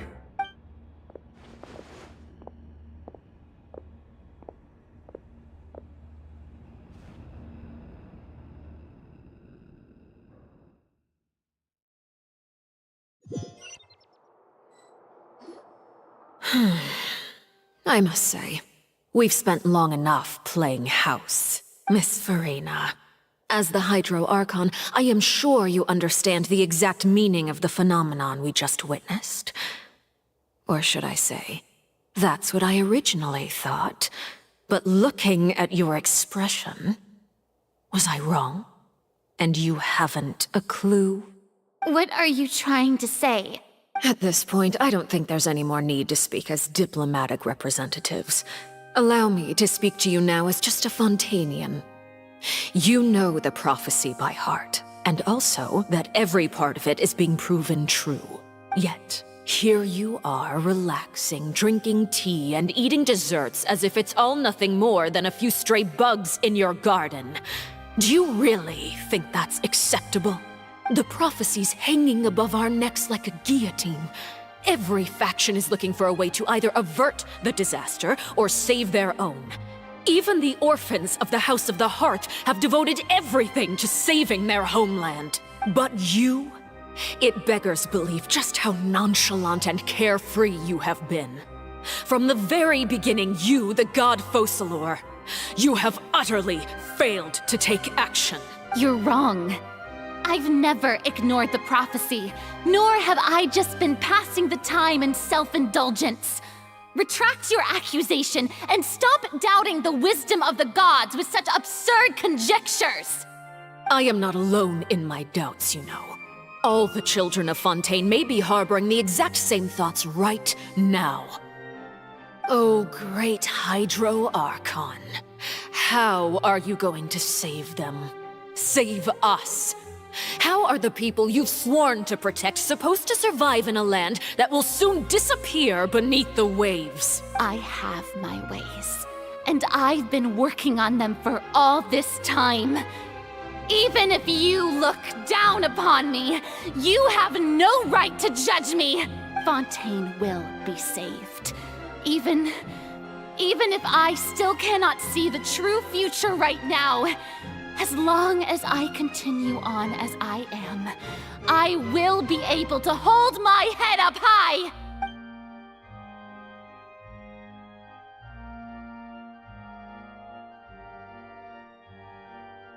Then I ask you, Miss Farina, just what have you been working on? Where can we see it, and what is it doing to help?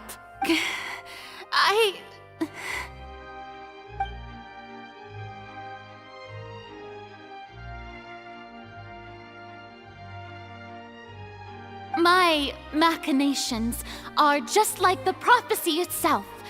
They will only reveal themselves at the fated time. It is just that beings like yourselves are unable to perceive them as of yet. I see.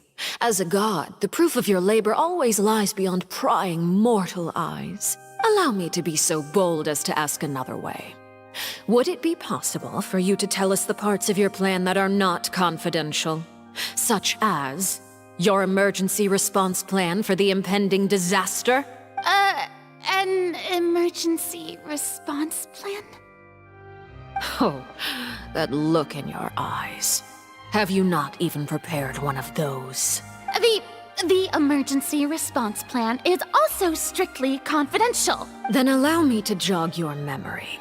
Miss Farina, what is the purpose of your Oratrice Mécanique d'Analyse Cardinal? And what do you plan to do with the massive amounts of indemnitium that has accumulated over the years? The Oratrice? It's just like it appears to be. So you also have no idea.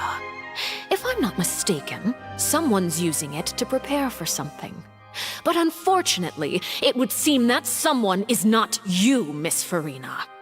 I first caught wind of this when Linny tried to investigate the Oratrice in the Opera House. You see, even just getting close to the core contaminated him with an extremely large amount of indemnitium. But even if that had nothing to do with you, then what could you possibly be working on, oh great Hydro Archon? Oh, right. I almost forgot. Udex Neuvillette is not at the tea party with us today. Miss Farina, I suppose you must have ordered him away to take care of some troublesome business. Yes, that's exactly right. Please keep it a secret for me. Of course I will. Although, I must say, Miss Farina, you seem quite insecure without the Udex by your side. Oh, very well. Let's stop that conversation here. There are still a few slices of cake left, so please, help yourselves, everyone.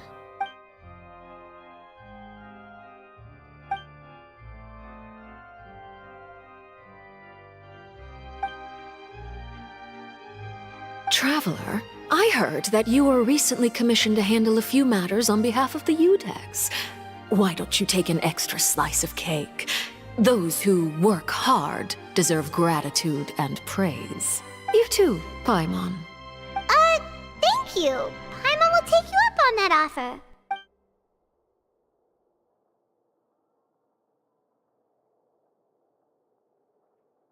Oh, Paimon's super full. That cake was great. If it's on my tea table, it must be of the highest quality. Yes, and we must thank the knave for bringing these over as well. You're welcome. I'm sure the cake also felt greatly honored to be featured at Miss Farina's table, and I was merely catering to Miss Farina's tastes, seeking a chance to chat over tea. It is getting late. Why don't we call it a day? There are still a few matters that I need to take care of, so I must take my leave now. Very well. We'll end it here.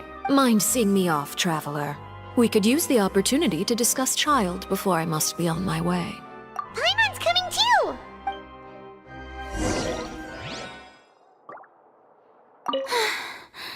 The tea party turned out to be even more difficult than I'd imagined. Why are you looking at me like that? Is something the matter? If there's nothing urgent, then I shall be retiring for now.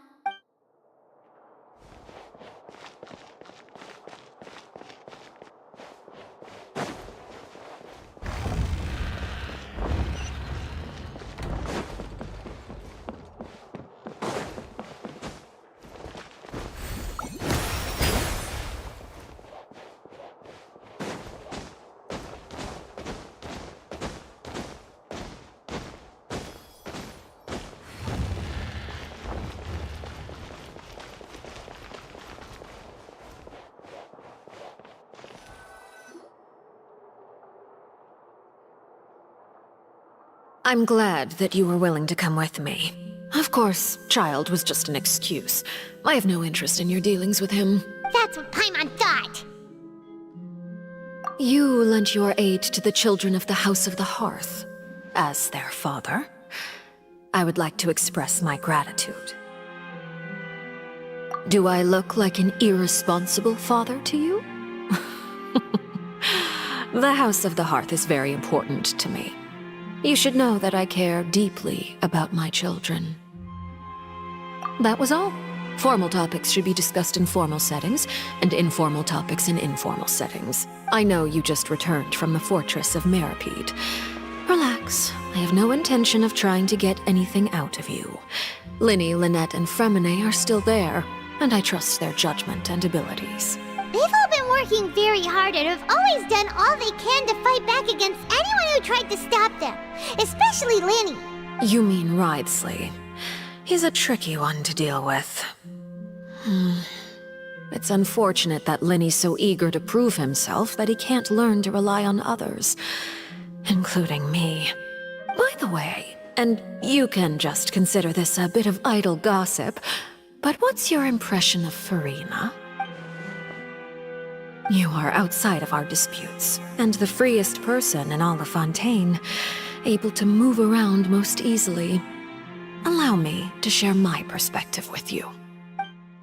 And that's everything that happened during the trial. Master Child was declared guilty and immediately transported to the Fortress of Meropide. Didn't he say he was coming here on vacation? Does he not feel an ounce of shame for all the trouble he has caused? Forget it. He did give us an opportunity. I will be meeting someone shortly. Do you require help with any preparations? No need. I will take care of it myself. I need to meet with Farina, the Hydro Archon. She is at the heart of Fontaine. But what's fascinating about her is that she often seems more like a celebrity than a working Archon. Oh? Come over here, you little critter, you!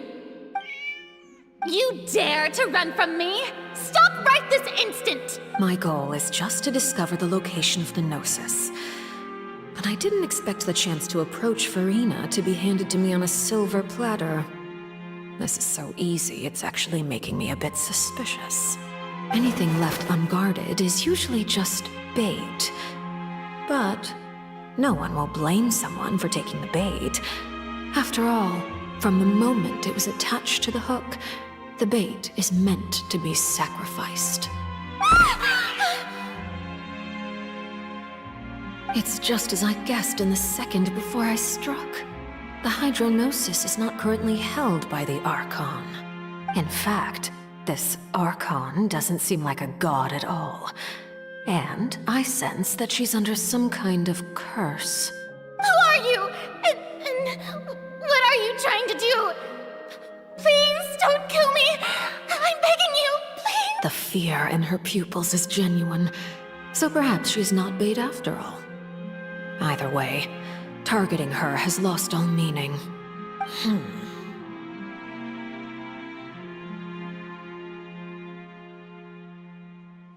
I left the scene with ease. Nobody came looking for me, and nobody could serve as a witness to my near assassination of Focalor. I suspect even Farina dares not mention this incident to anyone.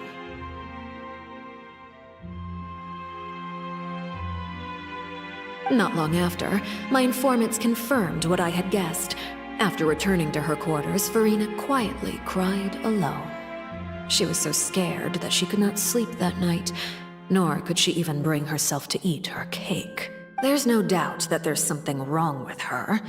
I began to entertain the possibility that she is not the true Hydro Archon.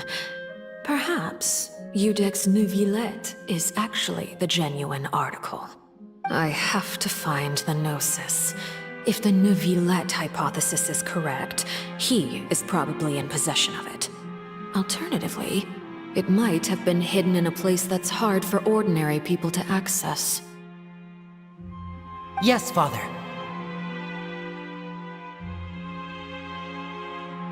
My dear children, please speak. News from the Fortress of Meropide. Master Child has gone missing. On top of that, the contacts and guards we bribed at the fortress have all gone quiet as well.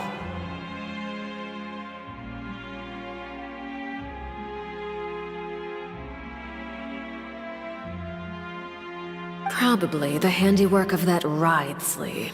I'm afraid so. This is a good opportunity. The value of a Harbinger is much higher than most would imagine. We now have an excuse to exert diplomatic pressure on the Fontaine authorities. Set up a meeting for me. I would like to meet the Hydro Archon and Iudex Neuvillette. Oh, and I have an additional mission for you three. Yes, Father. Tartaglia's disappearance was not a part of my plan, but I can use it to make a breakthrough.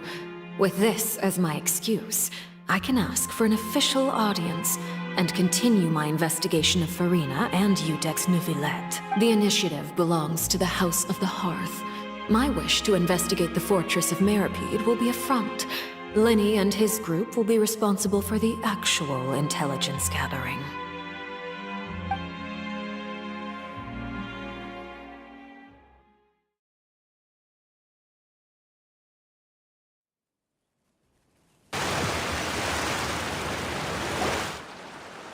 You should know the rest. Lenny's group is quite close to you, so they wouldn't have hidden anything from you. You attacked the Hydro Archon? It wouldn't mean anything, even if you shouted it from the rooftops. After all, even Farina herself is still pretending that nothing of that sort ever happened. Alright then. I've now had 2 chances to enjoy tea with Farina. I have to say, the leadership of Fontaine is even more inscrutable than I had imagined. I once surmised that Iudex Neuvillette must be the Hydro Archon, but now, that doesn't seem right to me either. I am a servant of Her Majesty the Tsaritsa. Over my years of service, I've learned how a real Archon conducts and carries themselves. Whether Iudex Neuvillette or Farina, neither fits the bill. It's hard to imagine either of them as the Archon. Of course, that is all just how I feel. Gut feelings often do not require justification. It is, however, quite amusing to me that after all my years working in intelligence gathering, I've come to realize I am at a complete loss regarding the identity of the god of the land of my birth. Don't you think Fontaine is quite intriguing? A catastrophe looms, yet many secrets have yet to rise to the surface. It looks like Fontainians will have no choice but to save themselves. Ultimately, though, one must survive in order to do anything else. Should the need arise, I would be happy to cooperate with you. You don't need to commit to anything right now, of course.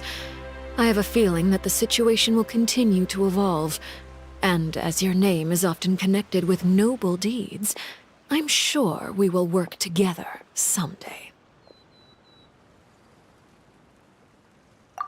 He certainly returned quickly.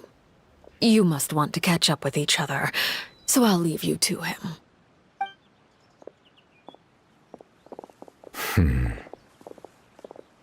Neuvillette, is it over? For now, yes. But this issue will prove quite thorny in the long term. I'm concerned that sooner or later the prophesized events will occur. Thank you for protecting Farina. To put it simply, I used my power to force back the Primordial Sea and reseal the sluice gate.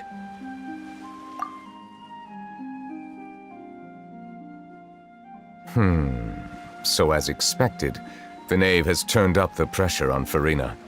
She's trying to feel her out, though I'm still unsure as to her motives. Permission granted.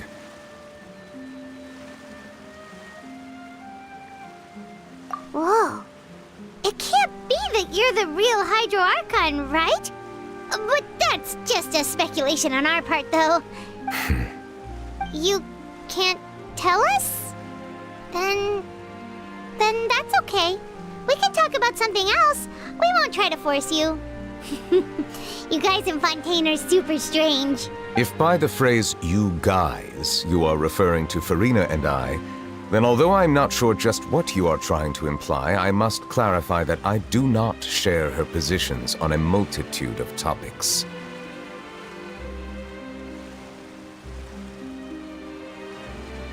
I believe so. The fortress has a long and complex history. It has seen much grief and suffering. And now, another catastrophe will soon be upon us. I mourn this turn of events. Huh? Why is it raining all of a sudden?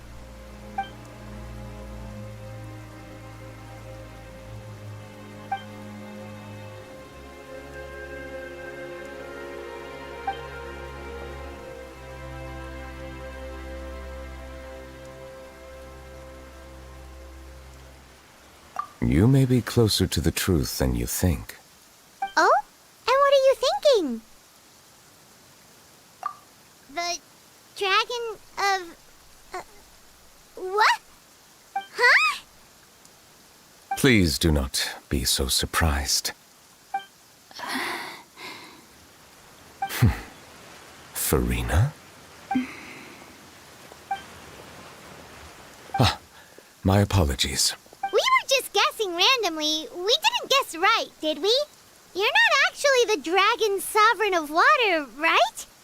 Well, if you don't want to confirm or deny... You guessed correctly. I sincerely hope you'll be able to keep this a secret for me. Right, of course. We'll definitely help you keep it a secret. There's still something Paimon wants to ask you, though. Please, go ahead. Well, if you are the Dragon Sovereign of Water, and you were able to force back the primordial sea from the fortress, then since Fontaine's prophecy is all about seawater, couldn't you just use your power to solve the crisis? None of the currently living dragon sovereigns in the world, myself included, possess our full dragonhood. They say that when the first usurper arrived on Tivat, they seized a part of the dragon's power. Today, that stolen power is the basis of the Archon's authorities. There are 7 elemental Archons and 7 matching dragon sovereigns. The dragon sovereign of water who lived through that era perished a long time ago. As their successor, I know far less of that part of our ancient history. In any case, I believe I will not be able to do much unless the Archon disappears and returns their elemental authority to me. Given the status quo, however, I would recommend finding another way to deal with the prophecy. Oh, so even you can't solve it. I still have some urgent matters to attend to at my office. If you have any more questions regarding ancient history, you are welcome to discuss them with me at a later time. Please go right ahead. There's a place that Paimon wants to go too. Traveler, why don't we pay another visit to the Fortress of Meropide? Paimon is a little worried. We'll see you another time. Take care.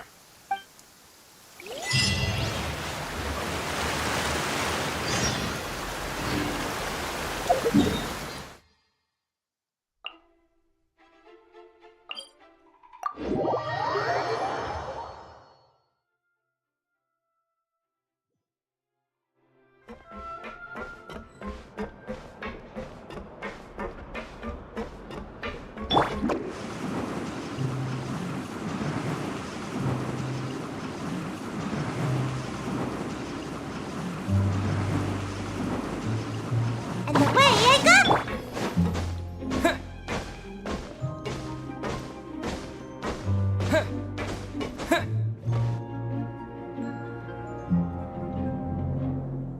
Now guess, what suit will this next card be? A bare teeth cat? Well, well, look who it is. Traveler, Paimon. Hello, everyone. Looks like you're recovering nicely from it, eh? Mm-hmm. Thanks to everyone's support. Oh, right. I managed to work up the courage to thank Miss Clarant in person. Whoa, how did she react? She told me that it was nothing. It was as if saving a life wasn't a big deal to her at all. She also told me not to worry about it. She didn't want to stress you out, that's all. She's right, and it's best not to dwell on it. Yeah. Okay, but check this out. We went back to the opera house and we met the knave. You met Father? Did she say anything to you? She said a few things that were, a bit hard to understand. And also that she's looking forward to working with us in the future. Her attitude towards you is even better than what we'd imagined. That's fantastic. You should believe her. She has her own way of doing things, and she'll do everything in her power to help those she considers close, which now might also include you. Mm-hmm. Father is very capable, and also trustworthy. Oh, Paimon just remembered that she thought Linny was a bit too proud as well. She said that you should learn how to rely on others sometimes. Got it. That does sound like something that Father would say. Hey! Are you going to stay here for the next few days? Looks like it, yeah. Excellent. I will host a tea party. For real? Then Paimon wants another serving of cake. Another implies that you were already served some delicious cake while you were up there. How lovely. Well, next time, you're going to have tea and snacks with us.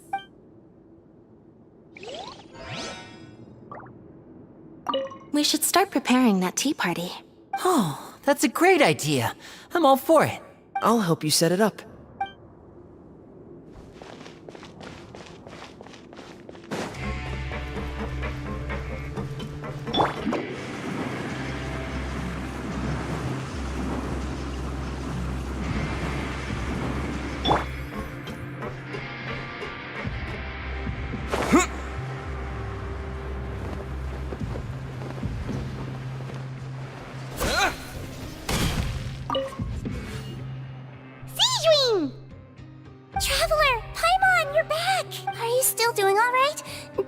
of you get hurt? We're fine, but what about you guys? It was such a huge mess. How bad was it? A few people sustained superficial injuries, but that's about the extent of the damage. Monsieur Nervulet paid us a visit. It was all thanks to him that we managed to suppress the crisis for the time being. Oh, of course, we must also thank you for the help you provided. How did Nervulet know that he was needed here? Well, Monsieur Nervulet has strong resonance with the hydro element. When the water level rises, he can feel the waves produced. I ran into the bombshell bros while bandaging the injuries of the wounded. They were mumbling the whole time about how you just ran down without a word. I'm so relieved to see that you're both alright. If you're not too pressed for time, please stay with us a few more days. Just let me know if you get a craving for any particular dish, so I can have Mr. Walsey get your meals prepared. Oh, and please feel free to visit the infirmary for a break at any time. I'd like to take the opportunity to spend some more time observing your facial muscles as well. Your happy smiles are quite contagious, you know. They're so memorable, and I've missed them immensely while you were gone.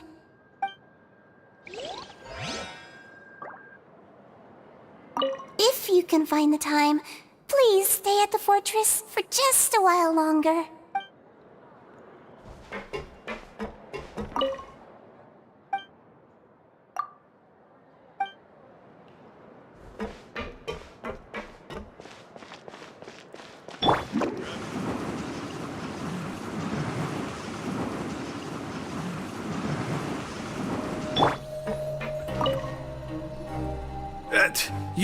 You guys are back? Quisto! Laveroon! You guys didn't get caught and thrown back down here, right? Huh? No, not at all. Ah, and here I thought you'd managed to escape from jail during all the commotion. I'd held you up as legendary jailbreakers, but now you're telling me you just never left? We're sorry, but we just had some business to take care of. All right. There's no need to get caught up in the details. We're just relieved to see you. He was super worried about you, you know. Hey, it wasn't just me. Weren't you super worried as well? Something like that, yeah. I was also transferred to work in the kitchen a few days ago. I can still hear Quisto mumbling to the carrots. Are those two all right? Do you think they made it out alive? Whenever he'd say that, I'd tell him I'm sure they're fine. Wherever they are, they're kicking back with drinks in hand, enjoying the lovely scenery. Hey, there's nothing wrong with worrying about your prison pals, is there? I mean, considering how they always love listening to all my gossip. These two, they sure are a lot warmer and friendlier than when Paimon first met them.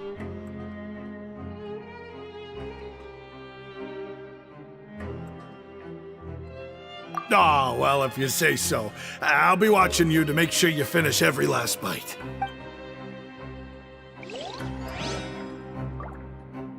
Hey, why don't we have a meal with those two one of these days? You want to cook for them yourself? Why not? Good chance to show them what I can do.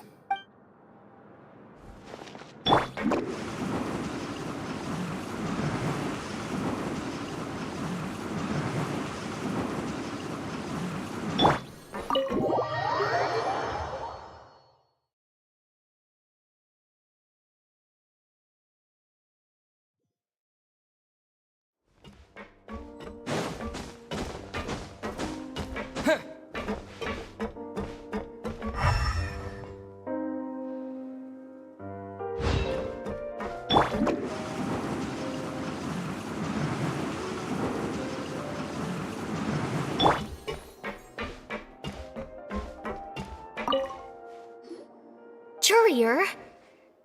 Miss Sijween told me you still haven't eaten. Yeah, I was working on something, so I forgot. That's no excuse for... Huh? It's you two. Lurvine, we're back! Hello there. It's been quite the mess here recently. How have you been? And you? Are you still taking the secret passageway from the infirmary to work on the ship? Yep. That is still top secret, though. So don't say a word to anyone. It can be a bit annoying when there are lots of people in the infirmary, but I still prefer taking that route over the one from the Duke's office. I mean, the infirmary does make it easier for you to slack off. Oh yeah? Then why are you also here so much? You two really are you're just using your jobs as a cover for your relationship, aren't you? Not at all! Courier, the rumors about us are literally everywhere now. Please do something about it. But it's not like I caused them by myself. All right. I'll try to do something about it when I can find the time.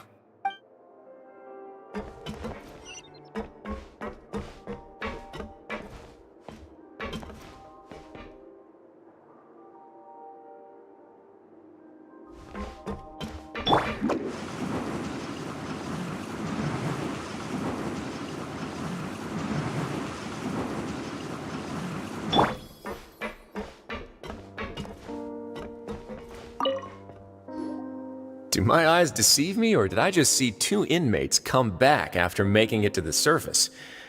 Some strange winds blowing of late. We wanted to see how the fortress is doing. Is everything still alright? We're fine, for the most part. Neuvillette came down and took care of the worst of it. If that's the case, why don't you just ask him to stay here? Oh, yeah, what a brilliant plan. Let's go convince the Udex himself to exchange the Courts of Fontaine for a puddle of water in the middle of nowhere. He came here in a hurry and left without even stopping for a cup of tea. He did remember to take Miss Sigewinne's gift with him, though. He sure sounds super busy. Miss Clorande has left as well. She also took her gift from Miss Sigewinne. Were the gifts milkshakes? Neuvillette got the milkshake. Clorande received lipstick instead. Those aren't even remotely alike. Well, it's Neuvillette's own fault for making Sigewinne worried about his health by working so much. But besides that, our head nurse is still pretty fond of picking out beauty products for the ladies. Oh, and I have some gifts here for you as well. Are these from Sigewinne too? Nope, they're from yours truly. You've already wrapped up your work at the fortress, so you can return to the surface at any time. You haven't yet served your full prison term, however, so you may continue to use your cell until your term is up. For real? Then we could stay here for a really long time? You may access the cafeteria for free. Hooray! Just remember to come complete your paperwork once it's time for your release. Your file can't be closed until we've completed your paperwork, so don't forget to come find me again when you're done serving your sentence.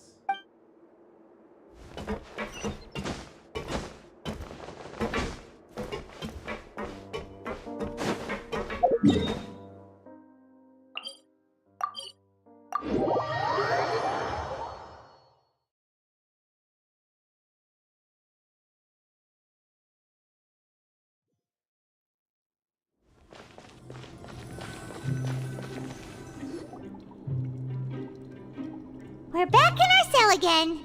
We're no longer prisoners though, so it really doesn't feel the same. Sure feels that way. But the truth is, we never did anything bad to begin with, so I'm not sure why we put so much pressure on ourselves. Huh? How did you know? Hey, that's not true! All right. Okay, Paimon just wanted to say that we really are an amazing duo after all.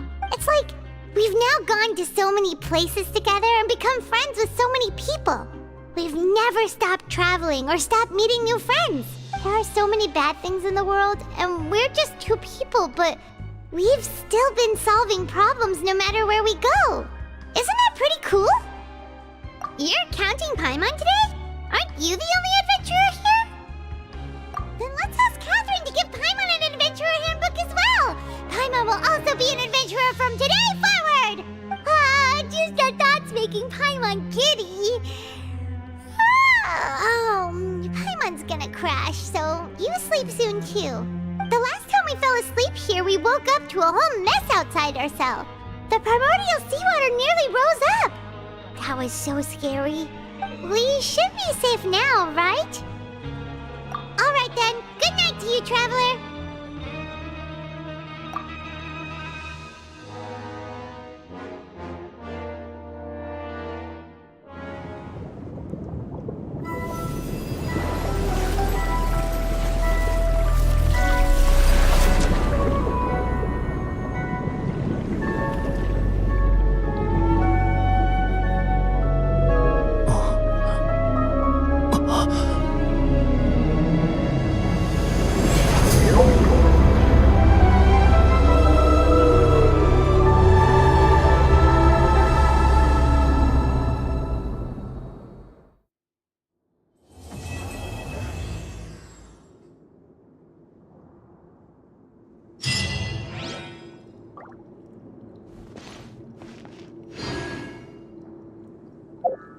You